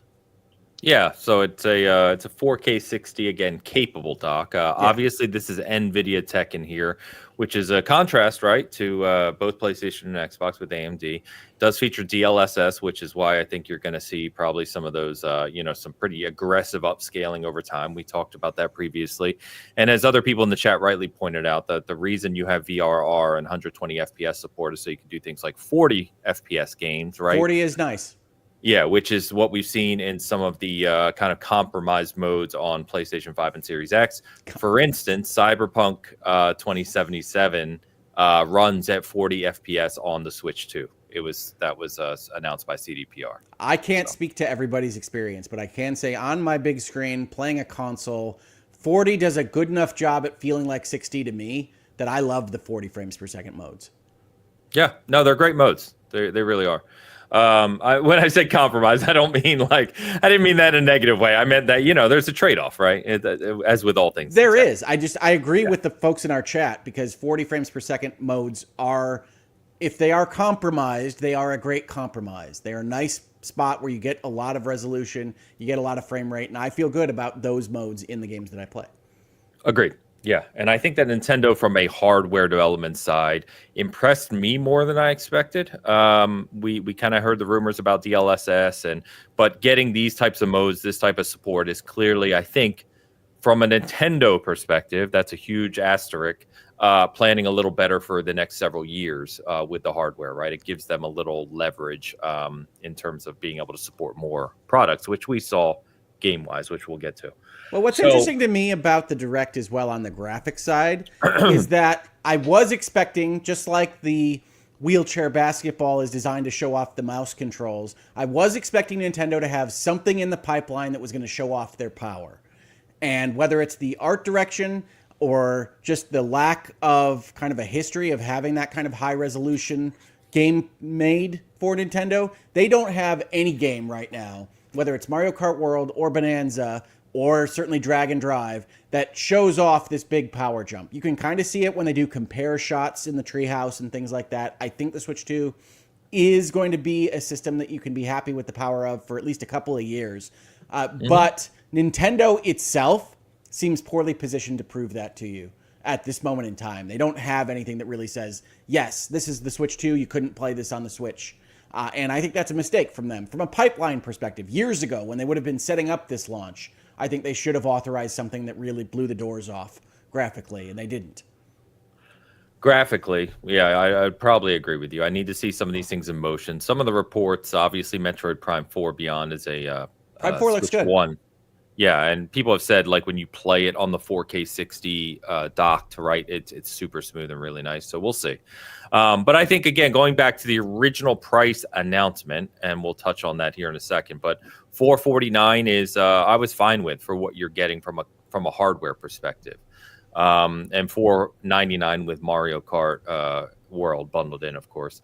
The one thing that's weird to me that someone pointed out, so you get this, we haven't mentioned it yet, is I think my biggest disappointment from a hardware side, or at least what they've shown so far, is more around features. My biggest complaint with Nintendo from a platformer ecosystem is features. I want to feel connected. I want to have apps on there if I want to use it. And they started down this route with the Wii U. It felt like they were going to go that direction with the Switch, and then they just kind of abandoned all that, and they left the Switch UI as extremely basic. Some people love that. I love that they have that themes button in the Switch UI that just says light and dark, because it said light and dark on day one, and everybody assumed, okay, there's going to be a Mario theme or a Zelda theme. They're going to do some stuff with this menu because it's otherwise the plainest thing you've ever seen ever. And Nintendo just said, nah, you can do it in white, you can do it in black, we don't care. Bob's your uncle. And this one looks just as plain from what we could see. Now, the Treehouse and the various other things that Nintendo has shown separately have done a pretty good job of not showing the UI too often, but it is shown in various spots, I can tell you, because my daughter and I paused the screen on certain things. But it's basically the same ball of wax. The Switch 2 is the Switch again. Which is very disappointing to me, because let's not forget, like very, very early, right around launch of the Switch 1, they announced like apps like Netflix and YouTube, and this connectivity stuff was coming to the Switch because people felt let down coming from the Wii U of all things from a usability standpoint, right? Like I watched and all those other things. I watched Hulu on my Switch in like the first couple of years, and they took that away from me. It's very odd, and I expected them to invest. And so you get this, the one thing I wanted to touch on is this game chat button. So you got this C button on the right Joy-Con. You got game chat, which is essentially just party chat from when Xbox 360 first launched it, right? This is one thing that I really find endearing about Nintendo. I love them to death for this. They sell that the C button is some kind of magical wonder button, and they've got a trailer for it, and it's amazing, and get excited about this C button. What does it do? Who knows? Proceed on through the Direct. That's a chat button, y'all. And that's Discord on your Switch. But thank you, Nintendo, for making us think like you had invented the wheel with this thing. I actually find it endearing. This is one of the things I like about them as a company. No, see, this that's exactly. This drives me nuts. It drives me nuts. It's like you spent all this time, and this is what you're giving us is like base level party chat functionality. That, by the way, going to what the presentation and everything you guys have already said, they purposely advertise will be free until March. For a year. And then basically you have a button on your Switch if you're not an online member, right? You have a button on your Switch that does literally nothing. It's just a button that just sits there. I bet it asks you for money. I bet if you hit that button, it says $9.99, please. And it's just like you have a hardware button on your controller that does nothing. It's just very odd to me. And I just think like you have, to your earlier points, guys, you have one of the best-selling, if not what will be the best-selling console of all time in the world. And you have 8 years that this console has been out by the time your new one launches. And this is all you have is the same UI with a game chat button? Like, that's all you've done? It did feel very underwhelming overall. And the other thing that I've mentioned a couple of times with respect to the wheelchair game is the mouse control. I think they look cool to have the mouse controls. I don't know about you, gentlemen. I am not usually sitting in front of a desk or a TV tray when I'm playing my Switch. And they did say that you could use them on your lap. But I think that the mouse controls are going to be a limited use case value as well. And then you combine that with the C button and the camera. And while I think that what they are showing the camera can do with like kind of adding green screen effects and doing various things in Mario Party. I think those are kind of cool or nifty. It's exactly the kind of thing that I can see somebody buying, including myself, when it's available and out, and then not using again. Like, this is the PlayStation Eye of peripherals as part of this launch. And I hope Nintendo gets a lot out of it.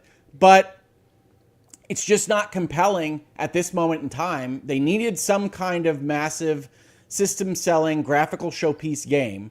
And I think Mario Kart World is going to be fantastic. I'm going to play it. My daughters and I are going to have fun with it when I eventually get a Switch 2. But it isn't that kind of game that sparks the imagination that gets me to say, I need to have this console now. So I know people have commented on my comments and said things like, well, Mario Kart's a huge selling franchise. I understand that. I just view kart racers in a different bucket than an action adventure or an RPG. Yeah, if you want to see a racing franchise be super successful and not sell consoles, just look at the one that inspired Mario Kart World. Forza Horizon. It does have some Horizon in it. I like... So I did, like I said, watch all the Treehouse videos of this. I think that they've done some really cool stuff with essentially having you drive between the Grand Prix races to the next one and kind of arriving in whatever order you arrive in, starting that race and then continuing on. They've done a lot of cool things that are a little bit different from the Horizon franchise. And I think 24 racers, which is to me the big deal in Mario Kart World, is just a ridiculous number for this particular game franchise because there's so much flying around all the time. And every time that they showed it on the Treehouse, my daughter perked up. This is clearly one that we are going to like in our house. I think it's a great looking game. It does look like the kind of game that would certainly struggle on the Switch. And so I'm happy to see it on the Switch too. But it's not Mario Odyssey. It's not Legend of Zelda Breath of the Wild. I think that's clear. Yeah, I was mostly joking, but the Forza series, since it started on the original Xbox, has been 9s or 10s like across the board with every release, and it's not once made the Xbox like a top selling console. It's never been the thing that people attach themselves to that are Xbox fans. It's kind of a peripheral, like it's a good thing that's here. It helps the overall ecosystem, but you need to have that Breath of the Wild Odyssey type deal. Right, and I think they think it's Bonanza, but I don't think that it game damn has right that is. Ains, did you watch? It's did not. you watch I know any of it's the not. gameplay I know of it's Bonanza? not. Oh yeah, I've watched the whole Treehouse thing. I almost watched it twice. What do you think about him wearing pants now? You know, it's 2025. Expectations are different in the world. I mean, I don't want to make this a thing, but I can tell you he loses his pants very early in the demo. Oh yeah, let's go. Okay. Well, this changes everything. No, we'll get to the games. I got a couple more things to say about hardware, but yeah, no, Okay. I'm joking, of course. Again, DK is a for me thing. On the pricing piece or hardware, sticking on the hardware, yeah, the camera, again, it felt like I was watching Xbox from 15 years ago. Yeah, no, it gave one vibes. It did. Yeah, but the other thing I wanted to call it, if you're not aware, right, is it's not just the software and some of the pieces we've already talked about. Everything is more expensive. So Joy-Con replacements are $90. So 2 Joy-Cons are $90. It's on the US site. You can go look at it. The Pro Controller is $80, which again, more expensive, generally speaking, than your DualSense or your Series X and S controller. An additional dock is $110. So, and as Eric rightly pointed out, the dock is more advanced than the Switch 1. So, there's other features here and things too. But just a heads up that like everything about the Switch 2 is generally more expensive. Now, I believe they've said that, or it might not be them, it might just be random internet people, have said that the existing Pro controllers can interface with the Switch 2. You will, of course, lack your C button. So you won't have that going for you. I don't know what I'm going to do. It does appear like the existing Pro controllers will work. Good. I didn't actually know that. I was going to ask you guys or the chat about that because I like my Switch Pro controller. That's how I play when I'm at home because the Joy-Cons are way too small.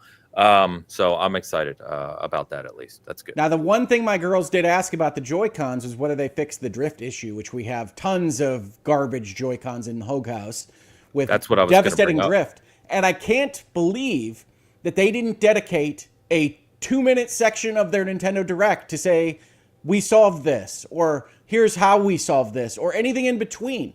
They just leave us going on, I guess it's probably fixed, but, Fool me once, shame on me.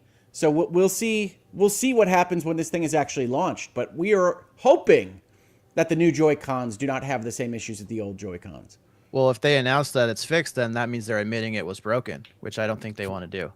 Well, I mean, at some point you have to acknowledge the failures of your prior system. This is usually the time when you say that last thing we sold you, it sucked. This next thing is better. This is usually when you do that.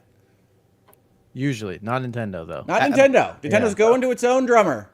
They don't do things wrong. Remember that. Yeah, I was sorry. I was quickly looking to see if there was anything on that because here's the Switch 2 Pro controller, $80, Joy-Con 2, $90. Let's see. Have motion controls, HD Rumble 2. They added a 2, guys. We do know that. It's on the back wall now. The C button for game chat access, mouse controls. We knew all that. Nope, nothing about the thumbstick. Yeah. Well, right. I mean, that's going to be in the welcome tour. You got to pay to get that info. All right. Well, that's the hardware. Let's talk games. So let's get to, you kind of mentioned Mario Kart World. Let's stay on that for a second because that is their bundle game. If you buy the bundle, you get Mario Kart World for $50 rather than the $80, which is the MSRP. And we should keep saying MSRP because you never know what's going to happen out there. But $80. 24 players, as you said, Hogue. The thing that interests me most about Mario Kart World is not really the Horizon features. I'm never going to drive around that world.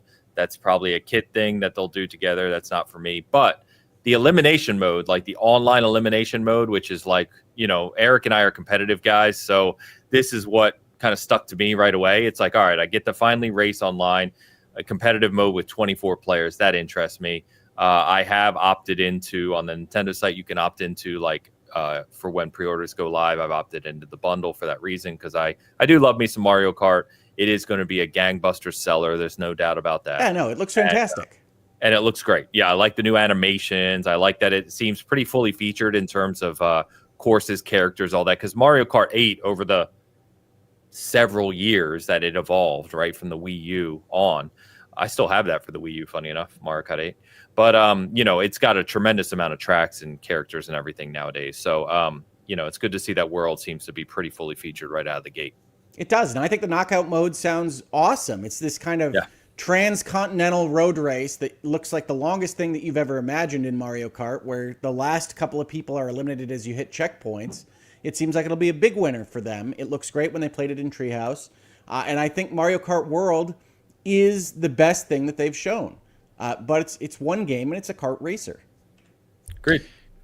Yeah, I mostly agree. I do think that it was the best thing that they shown. The one thing that I am a little bit curious about, because I'm not like an avid Mario Kart player, but I know there are probably some people that are, and Mario Kart 8 Deluxe at this point is essentially a service game for Nintendo based on how much they've supported it over the lifespan of the Switch, and it has collected over the years this massive library of tracks and characters. So I'm curious. I think character-wise, I think the world has a lot of characters in it from what I've seen, but I don't think it's going to match the amount of tracks that 8 Deluxe has. So not in with that the respect, DLC. It's kind of like going from Destiny to Destiny 2, where it's like a new game and there's all these new features and it's awesome, but a lot of this old content that you are used to engaging with is now gone. So I don't know how that is going to play out because I'm not a huge Mario Kart fan, but I saw how that played out in Destiny 2, and that could end up being a downside, I guess. Well, the unfortunate part of building 8 up as much as they did is that it was always going to have something like that when 9 came out.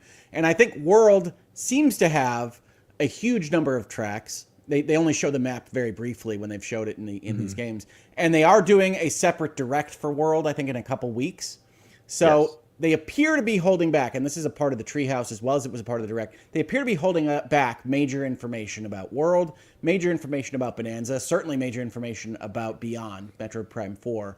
And so I would expect there to be more interesting announcements as part of a long-form direct for Mario Kart World. It wouldn't surprise me if, based on what we've seen in the Treehouse, there's some kind of Diddy Kong type story mode for Mario Kart, which could certainly be an improvement over what I'm talking about is just a kart game here for interacting with people wanting a Switch 2. I don't know that. I can't make those promises here, folks. It's April 6th. But in a couple of weeks, Nintendo seems to be showing more on this. If they don't cancel that direct and delay it indefinitely, we don't know. Do you think that they could dive in deeper into the service market and have things like battle passes and paid cosmetics in World, like shown at the direct?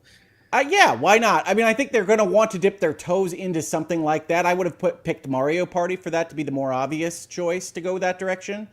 But that doesn't have any obvious entry point right now with them selling a TV expansion pass instead of a new game.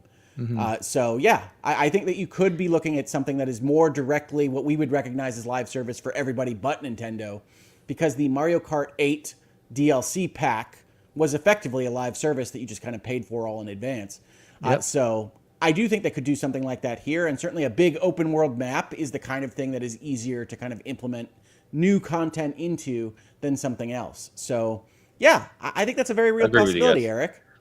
Yeah, agree with you guys, which yeah. I was afraid of, because like adding the battle pass and paid cosmetics on top of a price increase is kind of like, whoa, dude. Well, once you're the company asking money for the welcome tour, I think the that's sky's the limit.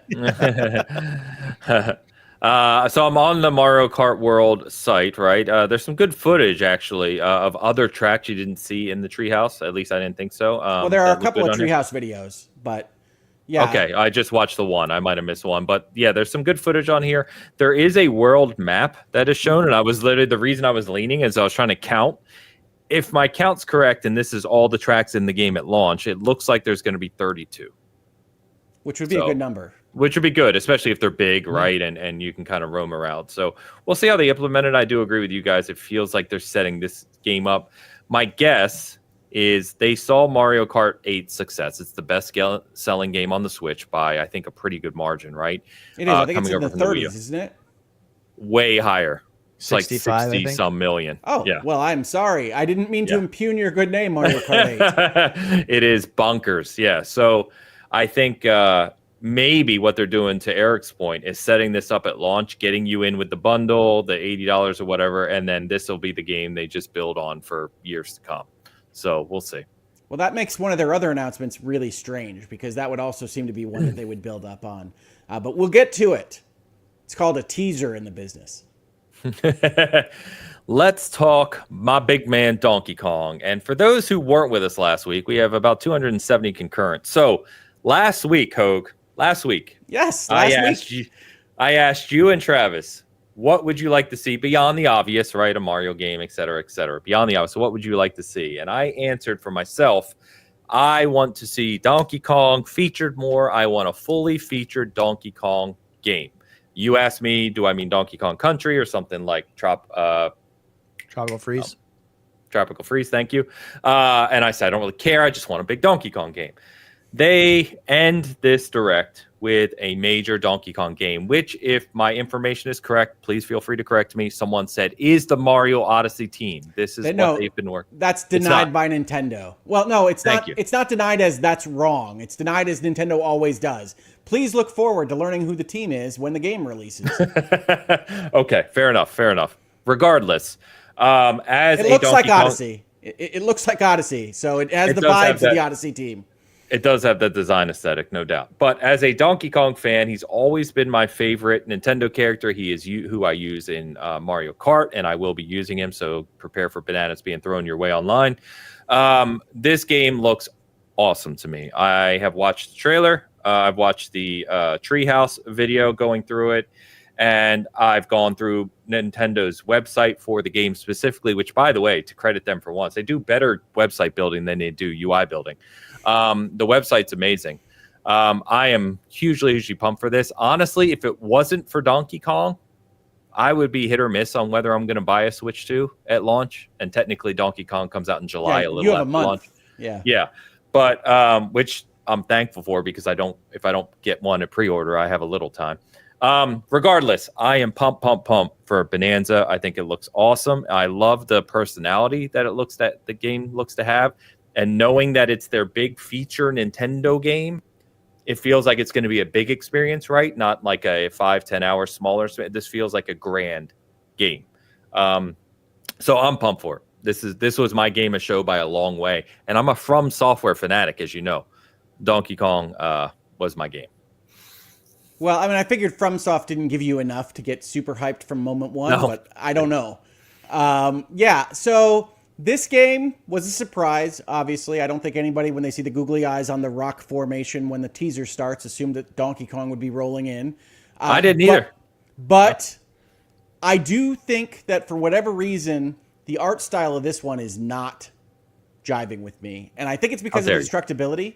So this game, for those that don't know, it's big claim to fame, right? The claim to fame in Mario Odyssey is you throw your hat on things and you take control of them. This big claim to fame is that the terrain is entirely destructible. Donkey Kong can plunge into the earth and dig tunnels into various areas. He can knock down mountains. He can do all these various things. But like we have seen so often with kind of procedural terrain deformation, I think that changes the way that graphics work. I think that changes the way you use textures in those environments. And so for me, for my eyes, very subjective, you guys can look at these screenshots on your own or look at the Treehouse video on your own.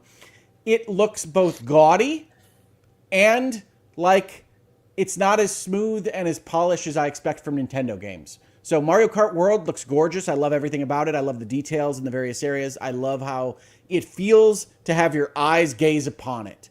Donkey Kong Bonanza looks like a kind of texture pack, gaudy, Unity engine type of indie thing that they've put together. I'm sure Nintendo's developers are going to make it feel better than all of that. But even after watching all the Treehouse videos, I still do not have great vibes for this game. Ains, I'm glad to hear you're super excited about it. I like Donkey Kong as a character. They clearly changed his entire kind of animation framework. He's very goofy looking and he makes a lot of cartoon faces now. That's going to take a little bit of getting used to. Change is good, people. It's okay. You can accept change. I don't like it. My gut reaction is immediately that I don't like it, but I am sure I will get used to it.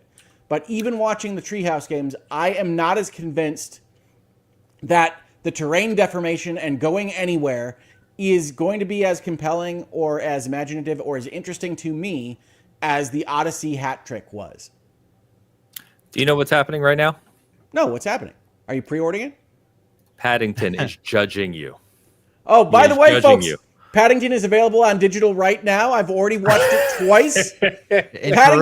Paddington 3 in Peru. Get it now wherever your favorite digital movies are sold. I saw it in theaters. I was surprised how Uncharted Indiana Jones it was. That was my first Paddington experience, and I was going in expecting it to be awful, and it was definitely those movies are very highly rated. Okay, so Paddington 3 is fantastic. The first two are also fantastic. You can get them all in a package deal on your favorite digital service right this second. Go watch Paddington instead of us, people. We're just going to shout about Nintendo. Paddington will make you feel good. The only thing I'll say before you go, Eric, on Donkey Kong, the one, well, not the one. I love almost everything about this. I'm watching the footage right now.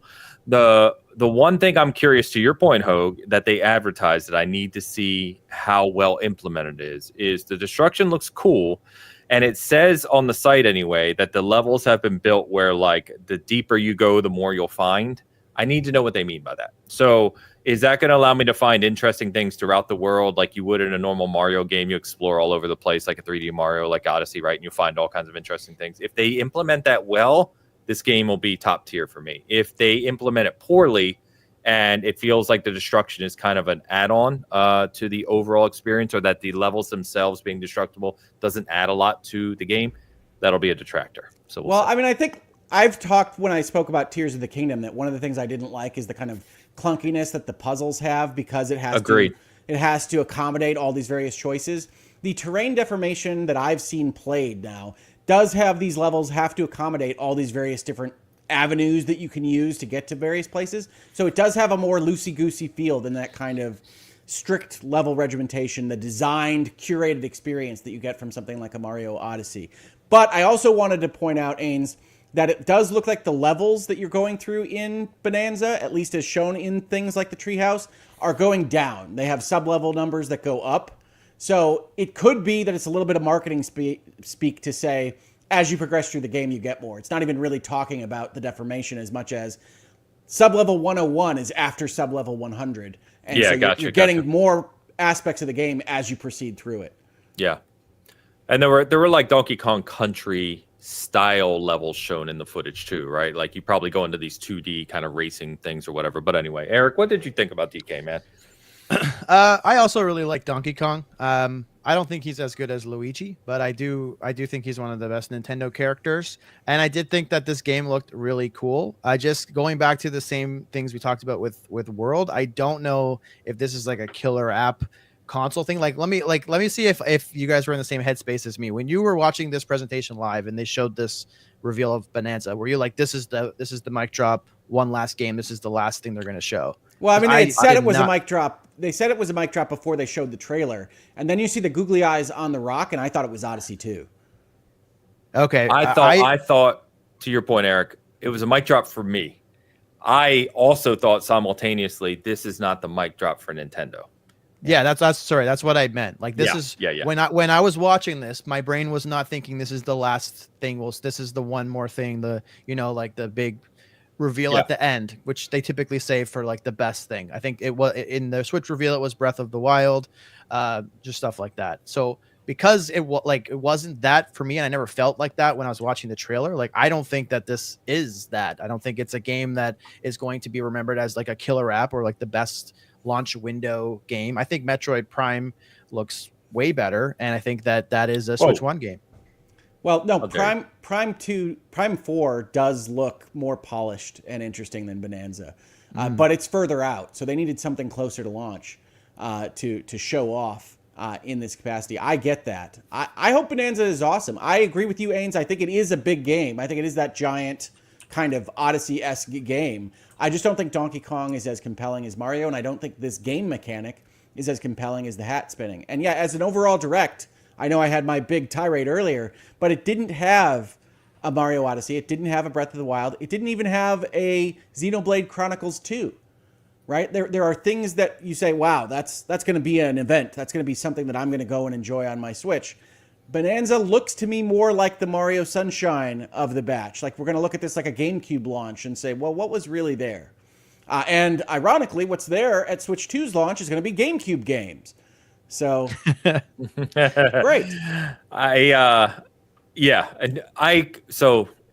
Sorry, I'm looking at more footage. Hey man, if you need to chat with the rest of your forum goers, that's fine. We're just doing a live show here. We can get to it.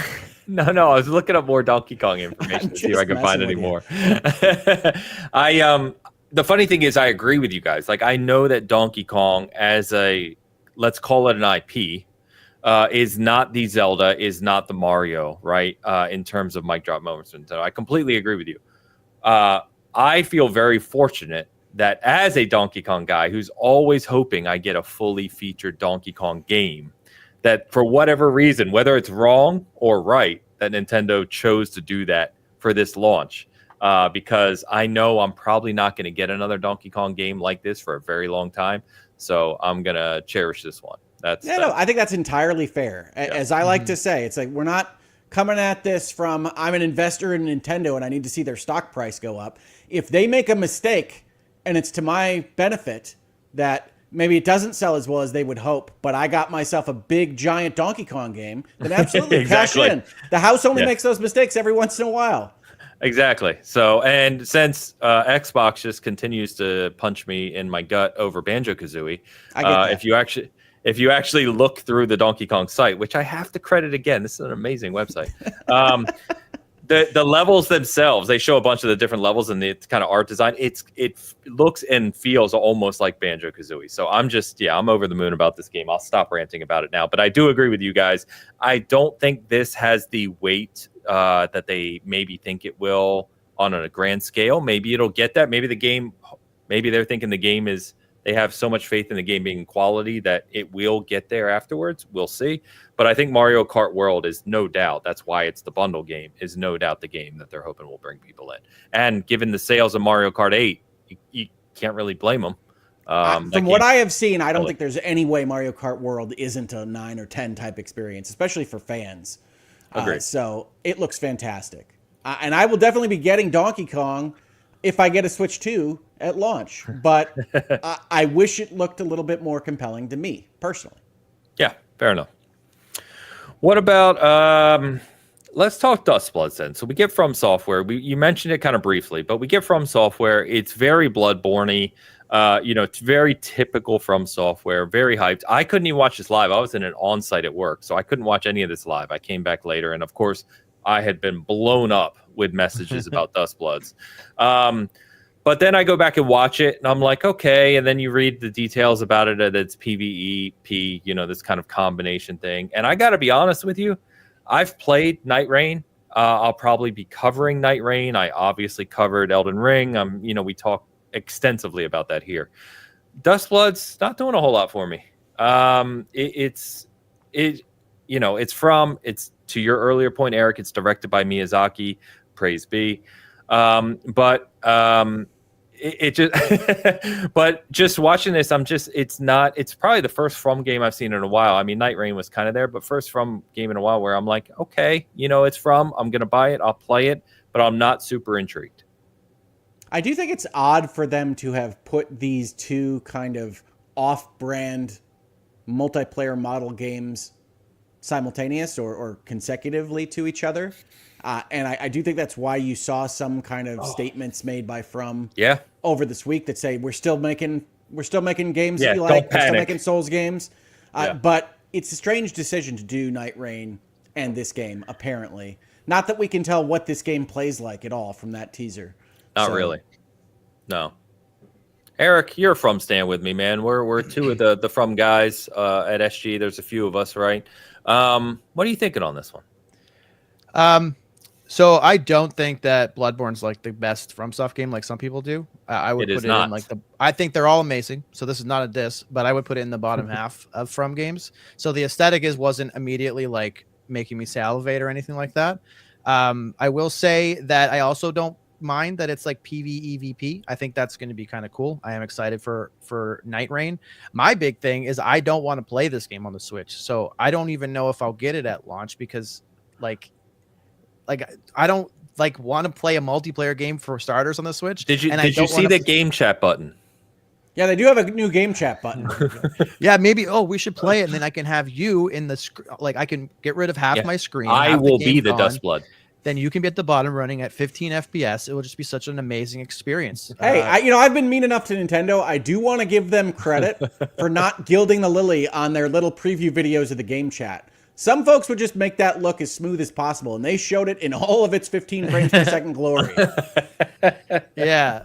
So I'm not trying to diss the game. I hope it comes to other platforms. I really just don't want to buy it on the Switch. That's my stance today. When it's on the store shelves, am I going to be able to say no? Probably not. If it has a statue with collector's edition, am I going to be able to pass? Probably not. I know myself. But the thing that really sticks out to me is if you can get somebody like Ains, who's going to be lukewarm on it, how are like the average Nintendo fans going to feel about this? Because Ains is the target demo. And the general audience for Switch is definitely not. And if you can't even convince the target demo to be super excited about this, like what's going to happen here? So hopefully that will make them port it to other platforms faster. I really was thinking that this was going to move Ains towards the got to get a Switch mode of thought. So no, Donkey Kong. Done. Sold. That is kind of hilarious, right? Think of the irony there. We got a Switch 2 presentation. I'm the guy who I haven't turned my Switch on since I bought Mario Wonder, whenever that came out. I haven't turned it on since then. The game, we get a brand new From Software IP announcement that's directed by Miyazaki at the Switch 2 reveal. And the reason I'm buying a Switch 2 is for Donkey Kong. Hey.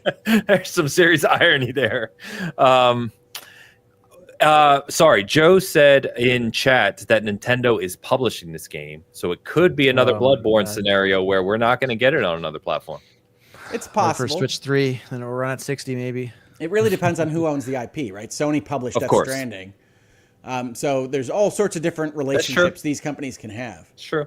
It's very true. So, again, Paddington is judging. Paddington doesn't judge. Paddington gives the hard stare from time to time, but he doesn't judge. He does. So we've talked about Metroid. I think Metroid Prime 4 is obviously going to be a system seller type game. Metroid Prime returning has been long awaited. We don't have an official release date. They did reconfirm 2025. Now, whether that sticks or not, we'll obviously see. But I think the hands-on impressions I've read from Metroid Prime 4, the people who played it at the event, were really, really high. Very, very highly regarded. So I'm pretty pumped about this one, too. I mean, my biggest issue with this is it looks like Prime. So I feel like I've played through the Prime trilogy. You need to sell me on why are we going back? And Samus is psychic now. I'm not there yet. It does look gorgeous, and I like the Metroid universe. But this was, again, using my cheat code, this was one of the things that I was asked to fast forward through by my daughter. Ah, okay. Oh, no. All right. For me, like I have never really been I didn't really start even playing Nintendo a lot like after SNES. There was this huge gap between SNES and Switch, so I missed out on GameCube and the Prime games in general. I think Ains just deleted himself. Well, let me get rid of, as long as Ains is gone, let me get rid of this overlay here. And then we'll make it happen again. I'm the captain now. You know, when you have a little back button on your mouse, you would hope that would not eject you from a live stream, but apparently it does. Sorry about that. You know, I had a guest that had administrative access that turned off my entire stream when they tried to exit. So we didn't do that. All I did was lightly touch the button on my mouse, and that just happened. Sorry, Eric. Senior moment. Yeah, so I haven't really played the Prime series that much. I did buy the Prime Remastered for Switch, and I dabbled in it, but I feel like when they made that game, obviously they were heavily inspired by Halo, like everyone was at that time in gaming history, and it definitely does not measure up to Halo in any way. And when I watch the trailers and I listen to what they're kind of touting as features and things in the game, like it really feels like it's a GameCube game still, which doesn't really do a whole lot for me. But it does look beautiful, and I know the pedigree that comes with the Metroid games. I can't say any of this stuff definitively because I haven't played it, so I am interested. But it's I don't know. The one thing that's kind of not really related to this game in particular that kind of bugs me is they remastered the first one, but not the second and the third. And as someone who hasn't played those, I would have really liked to go in and finish the trilogy before jumping into 4. I'm used to like Xbox and PlayStation where they would 100% jump at the chance to do that because it would be super easy and make money. Nintendo, for some reason, is reluctant to do that. I don't know why. But that's don't sell another them short. area. They could still sell you Prime 2 and 3 again. They I would buy it. I would buy it, but they haven't done it yet for some reason. Have you played Last of Us 2? I don't know if you've heard about that game. No. Is it coming out soon? Okay. Well, a remaster, and then they might be positioned with Part 1, apparently. So how would you like it? You can watch it on HBO. You can buy the official Last of Us Part 2 popcorn, and you can eat it while you play Part 2 remastered twice. Until it's on my fridge, it's still second place for remaster champion. That's right. Yeah, that's true. That's right. No, and I do want to offer a point of clarity with respect to Prime. So I know it looks like a first-person shooter, and I think people that are just kind of glancing at it who maybe don't know the series would think of it that way, but it's really an adventure game. It's really more of an RPG adventure type situation where you happen to have a gun strapped to your arm. So it's not like Halo shooting gameplay. It's not even trying to be that most of the time. It's about scanning the environment and learning about whatever the Metroids are up to now, and all these various things, and then finding out why that space pirate is dead in the corner, more than it is shooting those space pirates. And I think Prime 4, to its credit, looks like a legitimate successor to the first 3 Prime games, and that's great.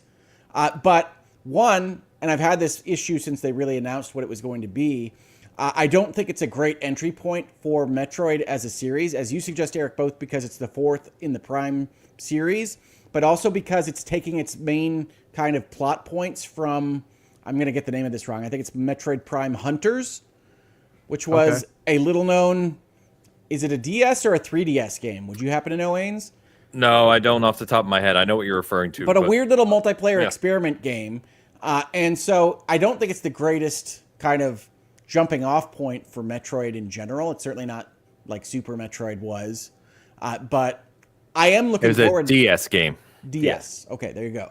But I am looking forward to this game. I think it looks great. It's got a great art style to it.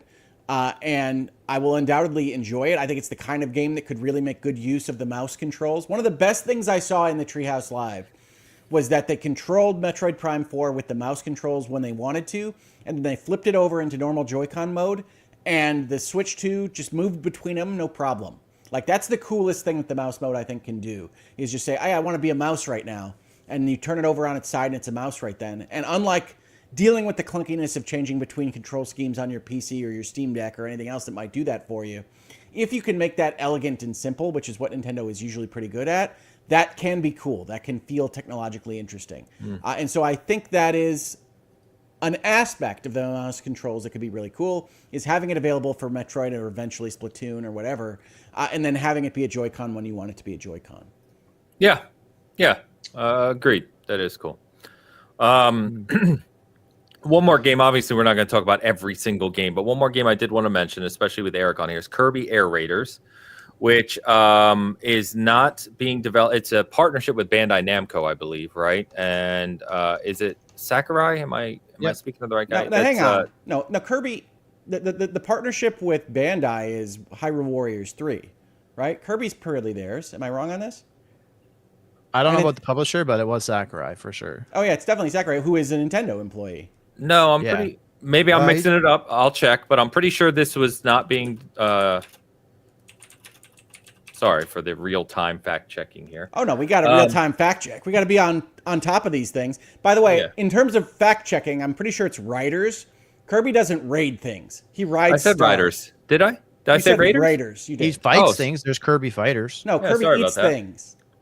Yes. I'm pretty sure there's a game on Switch called Kirby Fighters. That's because in the West, they made Kirby much angrier than he used to be. He just rides on stars. Yeah. The game is being developed by Bandai Namco Studio.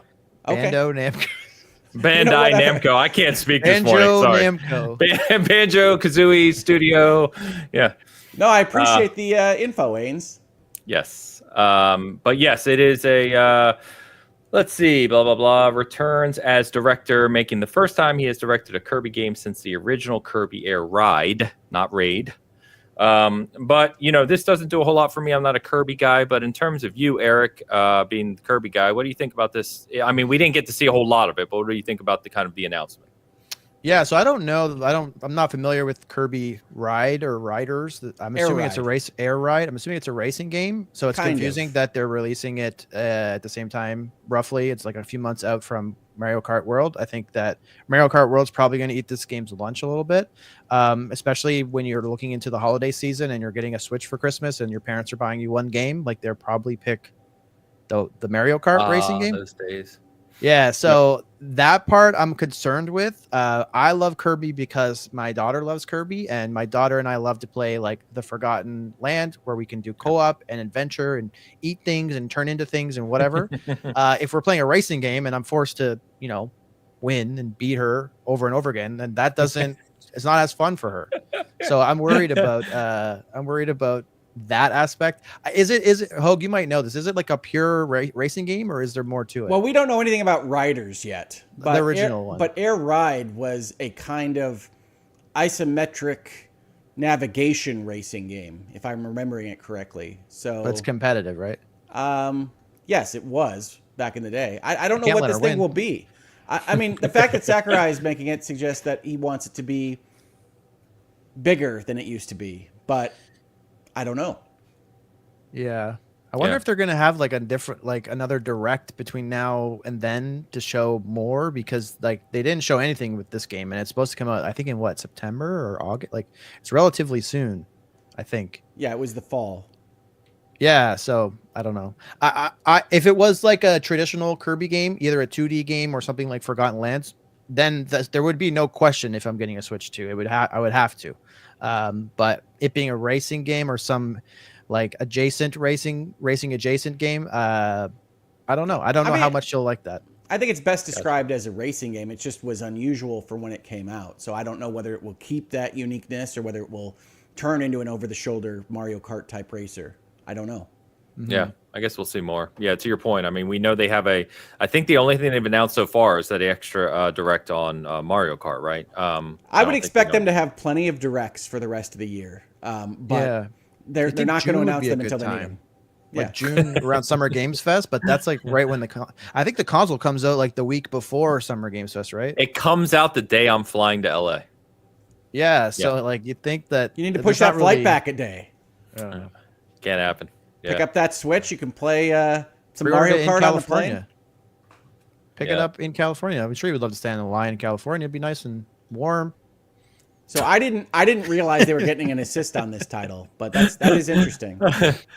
Yeah. So we'll see. We'll see more on it. The last thing game-wise I wanted to talk about is, and you briefly mentioned this a while ago, Eric, is third-party support. They were very big to talk about the fact they have third-party support, as Hogue talked about. If you go on their site, there's a whole bunch of games listed there. So I put down here, Final Fantasy VII Remake's a big one.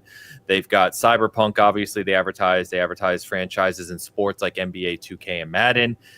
Borderlands 4, I put on our list here just because that's not out yet, right? So it shows that at least in some spaces, Nintendo and the Switch 2 are going to want to be in the same conversation with PS5 and Series X and S owners in terms of modern releases, right? Which, generally speaking, with the Switch, they're not today. So how effective this is going to be, I'm not sure.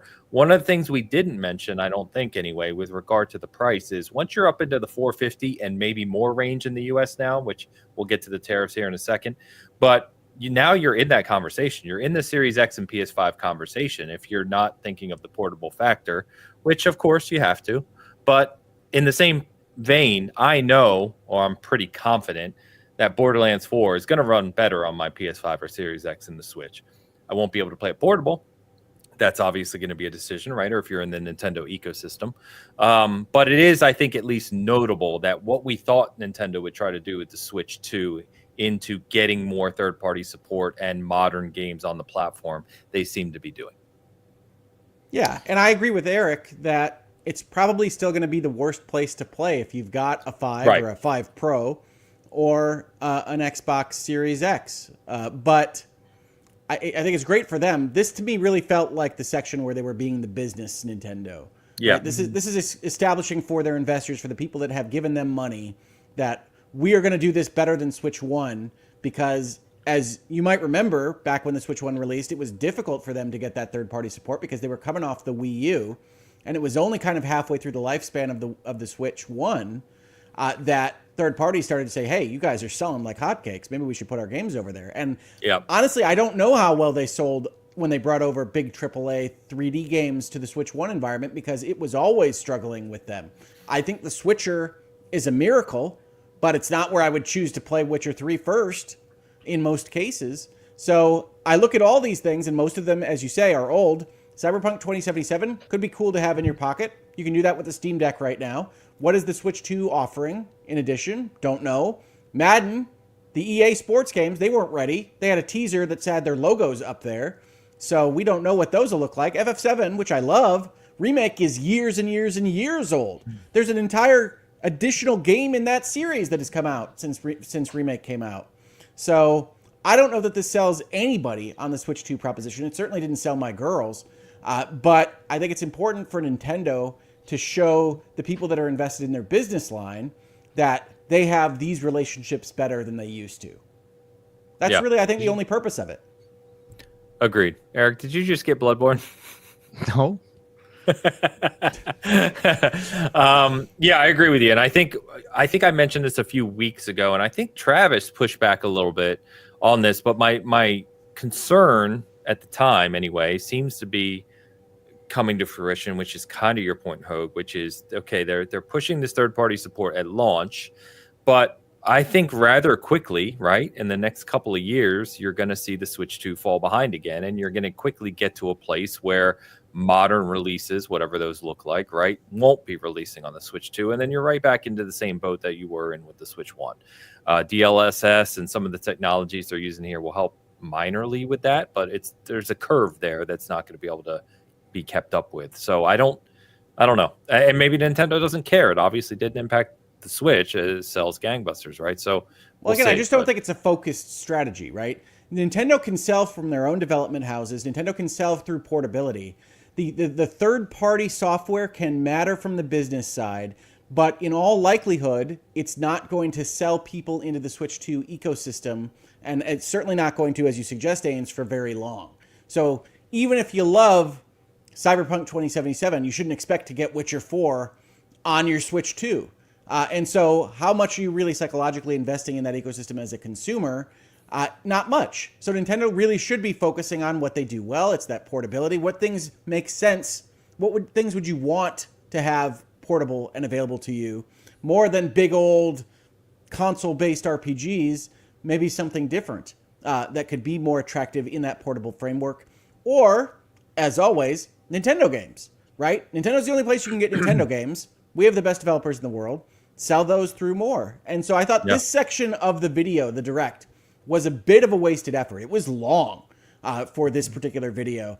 They had a lot of entries. They wanted to show off things. For some reason, they included a Silk Song screenshot. 2025, baby. Which is insanity. It's like, guys, what are you doing? You know that's going to take over the news cycle from your own damn software reveal. So why are you doing that when you don't even have any new items to reveal? So it was a very weird strategic video. And I think it's cool.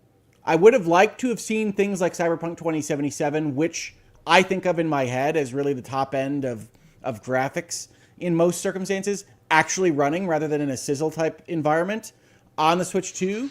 And I didn't get that. I think, honestly, some of the best sales pitch for the Switch 2 was in the Treehouse when they were showing the difference between the Breath of the Wilds. And I thought that was pretty impressive. That was great. That should have been a part of the direct. Establish what it is that you're selling me before you try to sell me other things. Yeah, I agree 100%. And as far as it being kind of like a weird segment of the show, especially with how long it was, because outside of like Dust Bloods, there was a lot of games that were shown that like are not necessarily reveals, like Street Fighter, Hogwarts. These are games that already exist.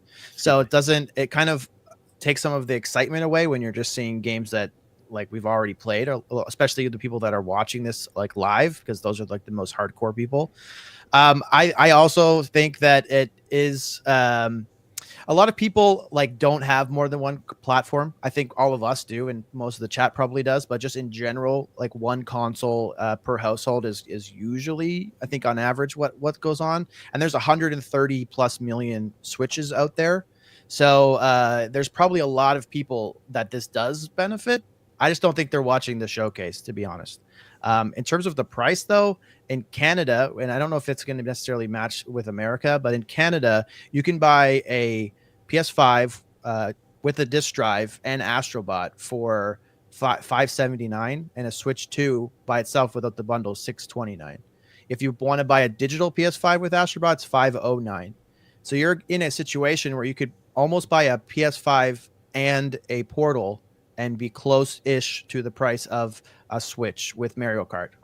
So there's kind of like, it is very expensive is what I'm trying to get to. So I don't know. For me personally, the main kind of problem I have with Nintendo now being in the ball, like at the table for AAA, modern AAA games, is that they're starting to like block these games from other devices. They're really still dug into like the old way of doing things with gaming, where this is going to sound Xbot-y, but I truly believe in what Phil Spencer says about where gaming is going, where it's more about choosing the hardware that you want based on the merits of that hardware, and then playing the games you want with who you want, where you want to play them. I think that is where things are going.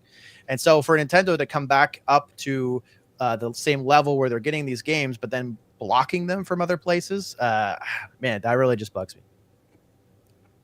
Fair enough. Yeah. So let's talk. So one quick point I want to make. We talk a lot about, and I've said this before, but we talk a lot about Nintendo selling 135 plus million Switches, whatever the number is at today, and the success with that, and this, this layup we were joking about earlier here, or not even joking, but talking about.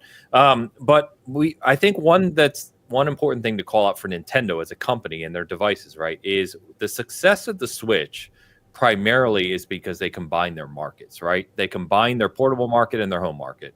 Let's not forget the Wii sold 101 million units, and the DS has sold 70, or 3DS has sold 75, 78, something like that, right? So you combine those, you're nearly at 180 million units, right, in those markets. And the Switch represents both of those markets for Nintendo now. They don't have a separate portable. So when you think about the success of the Switch, it was a tremendous success. I'm not taking anything away from it, but it was a very successful market for them because they combined their two successful markets, and they did so successfully. Not to repeat that word too many times, but the Switch 2, whether or not it can carry that, is to be determined. And one of the biggest factors, I'm going to try to segue us here, in determining that from a United States perspective, which is one of the biggest markets, right, for the company, is now this tariff question. So they announced the price at $449. We've talked about it, $499 for the bundle. Pre-orders were to go live April 9th, which would have been, what is that, Wednesday originally? That is now on pause. And if you're not familiar, if you're one of our European viewers, thank you for hanging out with us. What's happening here, if you're not just up to date, is the sweeping tariffs have been announced by the administration here. And in short, some of the countries that obviously manufacture the Switch and where they would be coming from into the U.S. ports are going to be subject to a pretty extensive additional cost to the company importing the product. Nintendo, as Hogue has rightly said a few times, and I think we can all agree, Nintendo is probably reevaluating what that means, because Nintendo is not famous for wanting to take the money hit themselves. And so we may be in a situation where they've paused these pre-orders, and we may end up getting a different price point in the United States for this hardware. In fact, I would say, Hogue, you can let me know your thoughts, but I would say it's likely that we're going to get a different price point, and that price is not going to be lower. I don't think you pause the pre-orders unless you're at least giving it serious thought. Agreed. And so here we are today, not knowing effectively what the actual price point is going to be, nor when we are going to be able to pre-order it here in the U.S. as of this. And the shame there, to me, from a messaging point, and I'm sorry for stepping on you, Ains. No, you're good. Go. Is that they didn't have to. They had already not set a pre-order date in their video, which they probably should have, but they didn't because they were putting these things in press releases. And then we had the April 9th date, and then we didn't the next day. So, I mean, this already looks indecisive and bad. The tariffs aren't going to go anywhere in the time frame in which Nintendo has to start pre-orders and understand where they're shipping things and moving these boxes to, because their release date, even though they delayed the pre-order date, didn't change, which is great. We want to Switch 2. But it's still coming out June 5th, hell or high water. It's just right now Nintendo has no mechanism of knowing who the hell they're selling them to.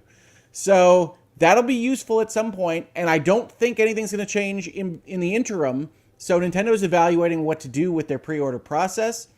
Honestly, I think the most likely is still it comes out at $450 and $5, and they have separate deals that they're working on behind the scenes with their retail partners. But this doesn't look good for the company, and to the extent that you built up any momentum from the Direct, you don't have any place to actually go and get that action item taken care of for the people that really want your product. So this is bad. This is not great from Nintendo. And keep in mind that Tariff Day was already known to be the same day as this video for a long period of time. Nintendo had the opportunity to not say when the pre-order date was going to be or to change aspects of what they were going to present as part of this.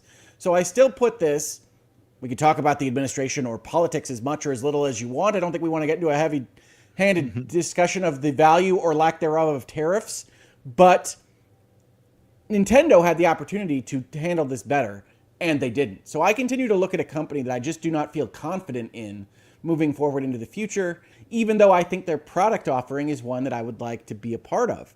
So, sucks to be us, I guess. And it's tough right now because literally as we're speaking, because this is a developing story, right? In fact, Vietnam themselves, which as I understand it, feel free to correct me, I believe a lot of the Switch 2s are manufactured in Vietnam. Nintendo moved most of its manufacturing base to Vietnam as part of the Switch. Thank you. Yeah. Okay, so I didn't read incorrectly there, but they are in negotiations with our administration literally as we speak. And so this situation could very well change by tomorrow. It could change later this week. The best, of course, situation for all of us here in the United States is that this gets resolved in some way. Pre-orders open up in a week or two, and we can go about our day and get our Switches for June 5th if you want one. But at this point in time, as we're recording, we literally don't know what this looks like. All we know is that pre-orders are on hold. And to Hoag's point, they're probably having very serious internal conversations at Nintendo around the best course of action. So they definitely didn't want to do this. They definitely didn't want to put that video out there and then say no pre-orders for you, United States. That is not the goal that they had reached out for. So I would anticipate that like the latest possible date that they could offer pre-orders without delaying the system is probably May 5th, the month before, at this point in time. But I don't think they want to go anywhere near that date. So I'd expect us to get more news, maybe even by the next Bitcast. But Nintendo has not filled me with a great deal of trust in their current management. So I don't know what that's going to look like. Agreed. When you say delay the system, you mean specifically to the US, right? Yes. Yeah. Just want to clarify. That would be. Can you imagine like their biggest market and your debut product and yeah, that's. I am only talking about the US. That is correct, Eric. Yeah. Eric, I'm gonna need you to get me a Switch 2 and Donkey Kong. I was gonna say, I think I might open my own Canadian Switch 2 scalping operation because it sounds like it's gonna be pretty lucrative potentially. Well, I'm not your lawyer, but I would say that to the extent that you made a business proposition of it, you'd have to worry about tariffs yourself. I don't pay the tariffs, so the importers do, right? That's how they work. Well, they have to be accounted for. However that happens is really a matter of debate. There's no debate, my friend. There is. I'm joking. But yeah, so anyway, we'll see how that shakes out. There's not much more we can say about it as we're recording. Hopefully, as Hoag said, we'll be able to talk more about it next week. And hopefully it's with good news of some sort. Anyway, seemingly good news for this. But we have talked about the Switch 2 for a while, boys. Anything else about the Switch 2 this week that you want to touch on that we didn't? I really do like Nintendo products. I know people don't believe me on this anymore, but I do. You're our resident Switch lover. That's why I was so funny. You can like a company's products or services outside of gaming, inside of gaming. You can like those things and still think that as an entity, they have screwed something up. That's where I find myself today. That's the last thing I want to say on it. I pretty much align exactly with that. I do love their games. I love their IP. I love their characters. I think the Switch is one of the better consoles ever. Especially when you look at the exclusive library, it's unmatched. They pump out 12 to 15 exclusives a year somehow, where their competition is 2 to 3. So it's pretty crazy how prolific they are with creating their own games. And I think the main thing that's so confusing is all three of us thought that this is the most easiest layup ever, and somehow they managed to fumble. I don't understand.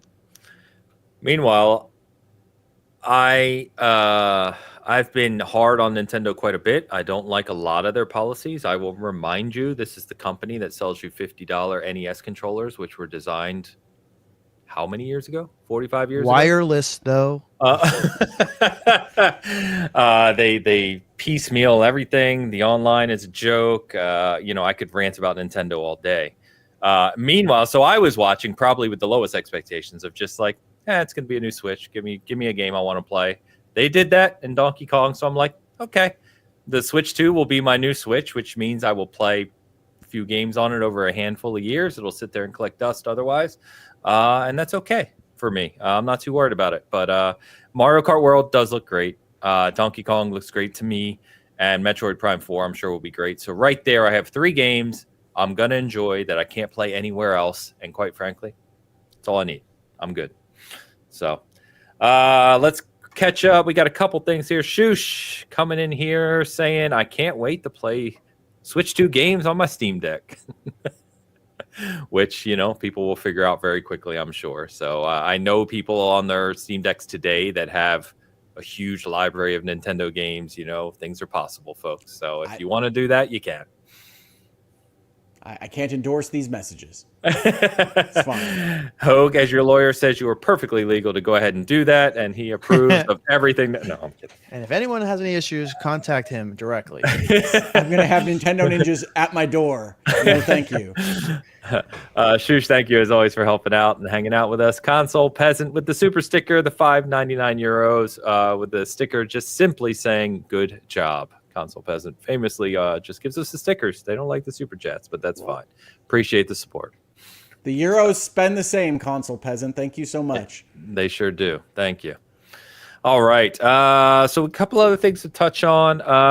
So I want to briefly touch on, we're talking about sales. We're talking about games. We're talking about, these companies doing their own kind of thing nowadays. And Xbox has been pretty widely discussed by us and everyone around just changing their strategy drastically over the past several years. So we know that Indiana Jones, Forza Horizon 5, and of course Doom, the Dark Ages, which is launching as a multi-platform release, are all coming to PlayStation soon.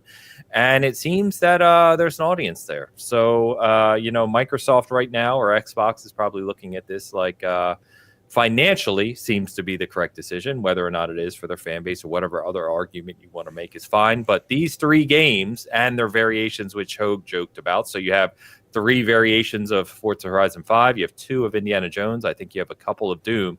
Are all in the top 10 on the PlayStation Store right now. Like they're dominating that store. They have like 8 of the 10 slots if you look at the store. So clearly people want to play these games, which is great because Indiana Jones is fantastic. Forza Horizon 5 is an all-timer racing game, arguably the greatest racing game of all time. And Doom is Doom. If you like the modern Dooms, I'm super pumped about that one. We've talked about it. So it doesn't surprise me.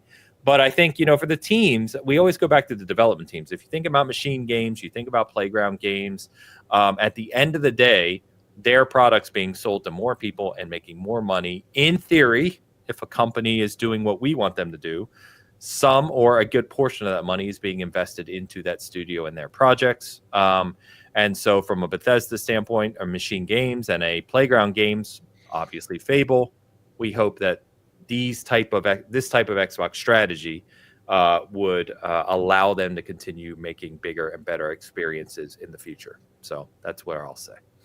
Yeah, I mean, generally speaking, if they make a fortune doing something, they're going to be more encouraged to do it in the future. And that includes making great games that we enjoy. So let's hope that they do that. Horizon is a great series. Indiana Jones is probably my favorite Microsoft game in the last number of years. So I'm glad that PlayStation players are going to get to play it. Yep, agreed. Yeah, I agree 100%. And I think it's worth noting too that if you are a developer or a creative person, like the main goal, the reason why you are creating, generally speaking, is to share it with others. So it means a lot to the developers to be able to actually get a much bigger audience for what they've spent probably 3, 4, 5, 6 years building. No, that's not really important from the business perspective, but it means something to the people that are making the games. Yeah. No, I think this should be seen as good news. And whether or not that depreciates the value of your plastic box if it has an X on it, I would just hope that most people will see it from a bigger picture point of view. And for the devs, for the company, and no, you don't have to love Microsoft as a company, or you can have any number of feelings that you want about it, but for the company, if they can make better financial progress than they would in a different model, then they are going to be more inclined to invest those future dollars and other dollars that they make from selling you things like Windows into that endeavor and hopefully get us better and more games in the future. So overall, I think it's good. Overall, I've talked to you about it in this space that I think that it does negate, at least on the margins, some of the value in buying into the Xbox ecosystem. That's just true from an economics perspective. But I think overall, we should be looking to have as many great gaming experiences as we can, wherever they are.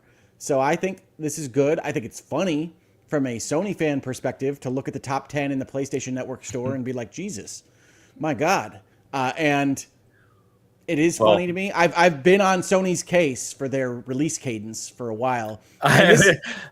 This is a special circumstance insofar as Xbox has also had a troubled pipeline this generation. And this is the moment of bloat for them spewing games out everywhere. And that's great. These games have all been well thought of so far. I anticipate Doom: The Dark Ages will be well thought of as well.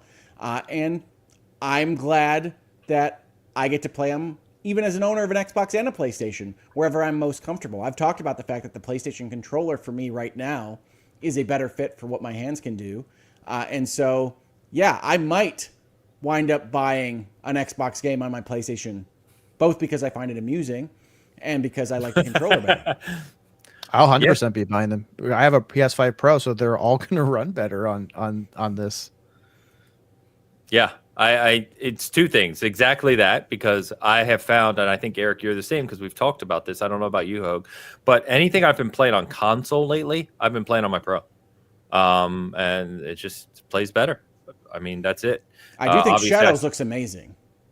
Yeah, I bought Shadows for my Pro. I haven't played it. I don't have any time with all these other games, but still. But to your point, Hogue, we gave, again, it's just calling realities. It's not about picking favorites, right? We gave Xbox crap for a few years. Some of that was even before you were on the show, Hogue, about their game release cadence or lack thereof, right? Plenty of people did across the industry. PlayStation, I think it becomes more apparent by the week that we've talked about this too, but the struggles, the mistakes, and the live service debacle that we have seen unfold over the past 12 to 18 months had a bigger detrimental impact to PlayStation from a game delivery standpoint than we maybe even imagined.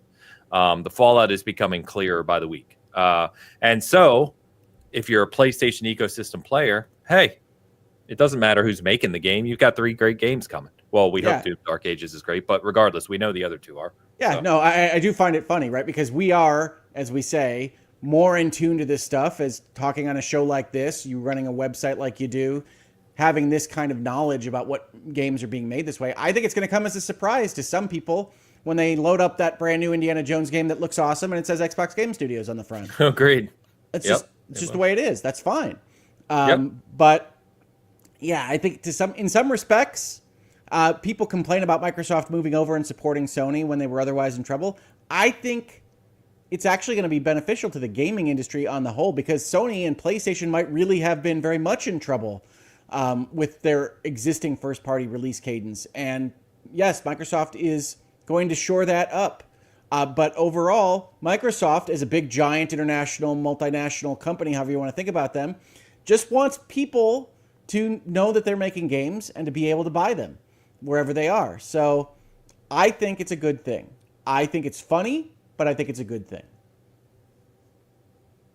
Yeah, just responding to Squirrel real quick. So, we're talking about Nintendo being greedy, right, in some of their kind of decisions. We've obviously talked extensively about this show, but Microsoft not getting criticism for their money decisions. And I was like, well, publishing games on another platform is not a one-to-one with greedy, right? To a customer, the value is the same. You're just playing it somewhere else. We have to talk about greed in that context, right? It's like all of these companies want your money. They don't love you. They might pretend to look like something you can love in order to get access to what? Your money. And Microsoft wants access to your money, and they're going to do that by trying to provide you a product or service in an avenue when that wasn't expected. Here, the Sony PlayStation 5. Where I complain about Nintendo is when they do something like, here is the brochure of things that are cool about this system we just sold you, and we would like you to pay extra for it. That's beyond the pale. That is not providing value to me that I should give you cash money for. And so I do think companies, including Microsoft, can get into a position where they are separating the value proposition from the consumer to the money opportunity for themselves, and that winds up feeling bad. Nintendo is doing that with the Welcome Tour. You can argue with me on other aspects of what I complained about. Reasonable minds can differ on those kinds of things. The Welcome Tour is insanity. Microsoft selling more products in different markets. Greed, yes, they want more money, but not greed insofar as they're providing more value to their consumers in a different avenue. So it's a different conversation.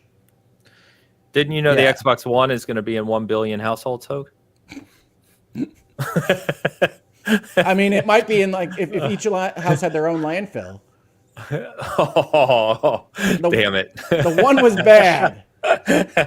I was a one defender, but I trust me, I get it. Go ahead, Eric. Name.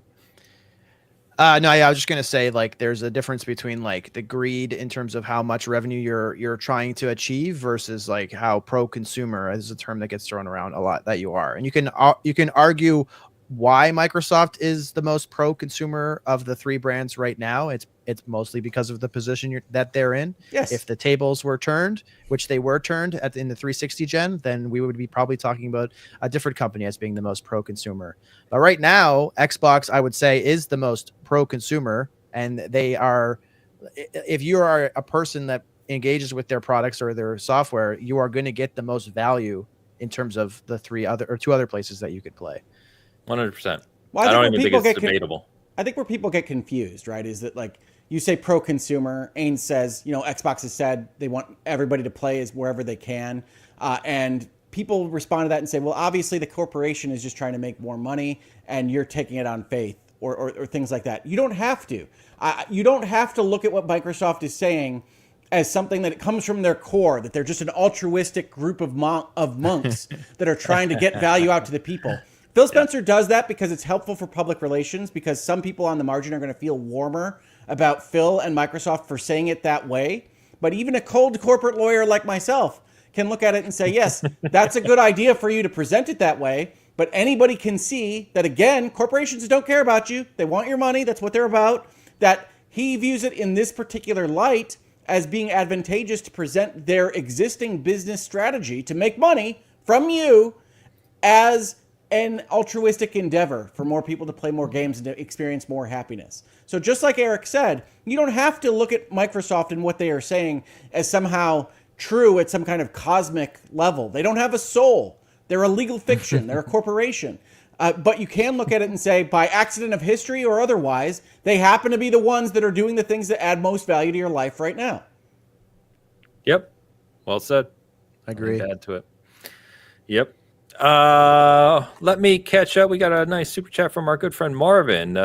This was the zlotkys I think I was referring to. Is it not, Hogue? Czech zlotkys. We've looked that up before. The zlotkys are Polish. I think those are krona. Yeah. God damn it. Why am I mixing everything up today? Sorry. It's okay. You don't have to have perfect knowledge of foreign currencies. Oh, I should, though. Read a freaking book for once. I know. God.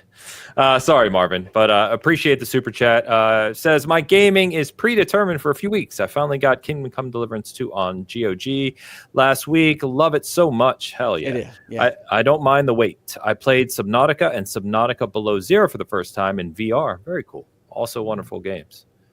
I love Subnautica. I didn't know they had a VR. I didn't either. I know you've talked about Subnautica before, but I didn't realize they had those in VR. That's very cool. Yeah, Kingdom Come Deliverance 2, I won't rant again about it for like the 5th time, but it is phenomenal. Please play it. It really incredible. So, awesome, Marvin. Thank you so much for hanging out with us and for the generosity. Appreciate you. All right. One more thing I just want to mention, just to tease as we get down to closing time here, is Marathon. So Bungie began... It's all right, Ains. I'm tired, guys. Bungie began teasing Marathon this week. Jeff Keighley teased he was there playing it. There's been other kind of commentary around it. From what I understand, just in my own back circles, there's an embargo later next week. So you can expect to see some Marathon news soon. What that looks like, obviously can't say anything. But it is out there. People are playing it, and we'll hear a lot more about Marathon very, very soon. Hopefully, and I don't have specifics, but hopefully we can talk about it next week. So, Eric, you are Bungie stan, obviously both of us old school, hardcore Halo guys, but we were talking a little bit about this in the Discord yesterday, and the initial conversation that was around Marathon when they got those like high level influencers like Shroud, I believe, or some of those guys to go play Marathon, the feedback was very poor as an extraction shooter. But it feels like that's a long time ago. Obviously, Bungie has a pretty good pedigree behind them in terms of look and feel, right? What are you thinking about this game? Obviously, we don't know much about it right now, but how are you feeling about the build up? Yeah, I mean, I don't know anything about how the game plays. I've seen like what the kind of artistic vision is just in terms of purely the art, and I think it looks amazing. I'm a huge fan of Bungie, obviously. I think that every game that they've made from Halo CE on has been extremely innovative in different ways throughout the gaming industry. I think Destiny, I think they get a little bit of hate because of how long in the tooth Destiny became, but the origins of Destiny, I think, was an extremely innovative experience. And so every time that they've launched games from the time when I've been actively a fan of Bungie, it's been a big deal. And I don't expect it to be any different here. I think that what we do know is that it's an extraction shooter, I believe.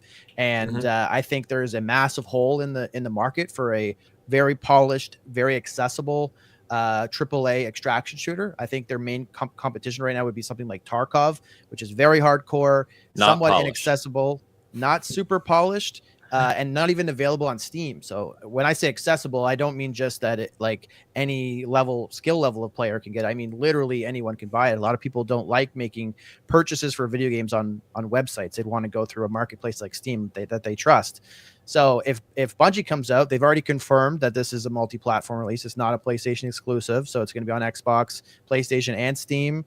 I know I heard about the feedback from Shroud, but like, no offense to Shroud, but he also really promoted that Spectre Divide game, and Yes, I played that, didn't enjoy it too much, and that game, Yeah. and again, no disrespect to the developers, but that game didn't last very long. I think it just closed a couple weeks ago, unfortunately. Yeah, it did.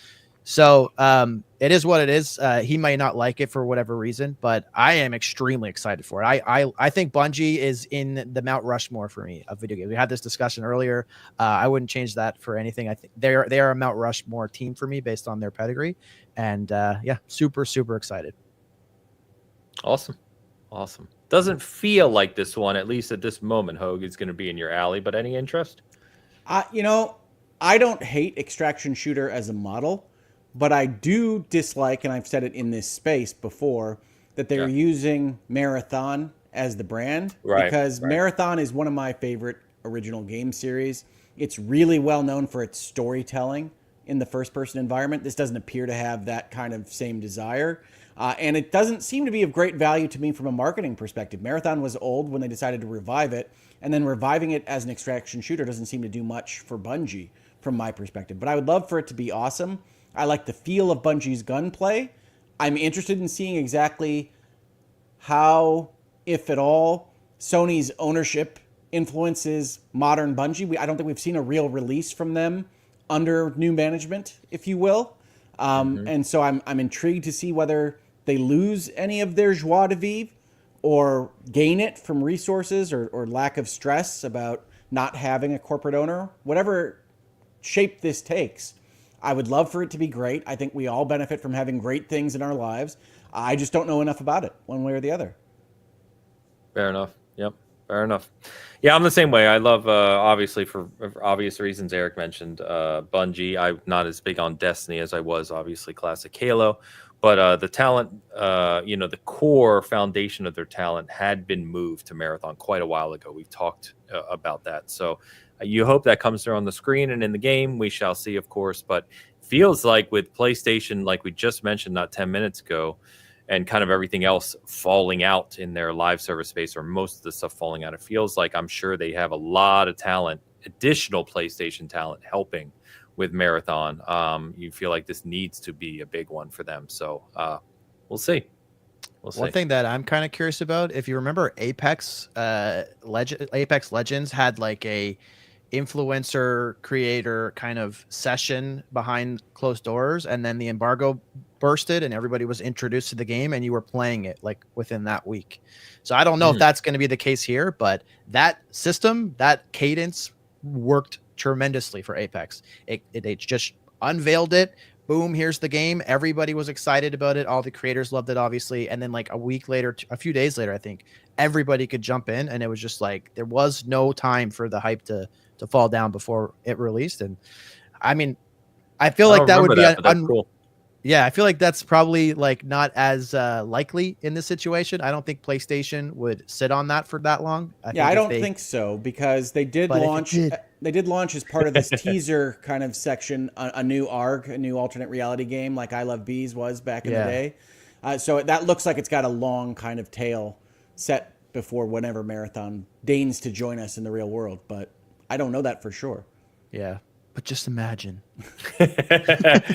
And shout out to Hunt the Truth. Listen to Hunt the Truth. Amazing series. Yeah. Anyway, all right. I think that, boys, is going to wrap us up for the day. Chat. That's it? A mere 240? A mere 240. No, the Make Bitcast a 3 hour. We get that hashtag almost every week. We're close. We're giving you close to 3 hours. But chat, you've been awesome today. Really, a lot of viewers hanging out with us today. A lot of good commentary and discussion. So thank you for that. a lot of conversation about Switch 2. So we'll have a lot more to say. Obviously, Travis will be back next week. We'll get his thoughts. Obviously, we'll get more clarity in the coming weeks, and hopefully we get this whole pricing and pre-order situation sorted out. And then we can talk more realistically about this thing pretty damn soon, because it's kind of crazy to think about. But in 2 months, quite literally to the day, Summer Game Fest starts. So we get the Switch 2, Summer Game Fest. Sure, Xbox is doing a show again. We're going to get all the good stuff. So that's going to be one hell of a couple weeks of gaming or game news. And don't skip ahead. We're only a couple weeks from Expedition 33. We're living the good life right now. Yeah, we're in that perfect space. So it's been great. From a season gaming side, definitely check out Eric's South of Midnight review. That game officially launches in Game Pass in a few days if you didn't do the premium thing. So the written review's up, the video review's up. His edit, which he edited himself, by the way, is a banger of an edit. Did fantastic job. So please check it out. It's really, really good. We also did the video review just because we felt the game needed it for Karma, Dark World. We talked about that one last week. Very visual game, right? So Ray wanted to put that together. That's up on the channel as well. You can check that out. And I should have probably a new statue video, a Dark Souls statue going up next week too, because that's what I do. Anyway, Eric, thanks for hanging out with us today, man. Good conversation. Tell people where they can find you. Yeah, you can find me over at the Season Gaming Discord most of the time. You can find me on YouTube at Game Positive YT. And yeah, like Ain said, I am trying to learn how to edit videos. So even if you're not interested in South of Midnight, I wouldn't mind some constructive criticism on the edit itself. If you had a spare 13 minutes and change over on the Season Gaming YouTube channel, you could check it out. Yeah, I got to tell you, Eric, I'm more than 1,000 videos in, and nobody has ever described anything I've edited as a banger.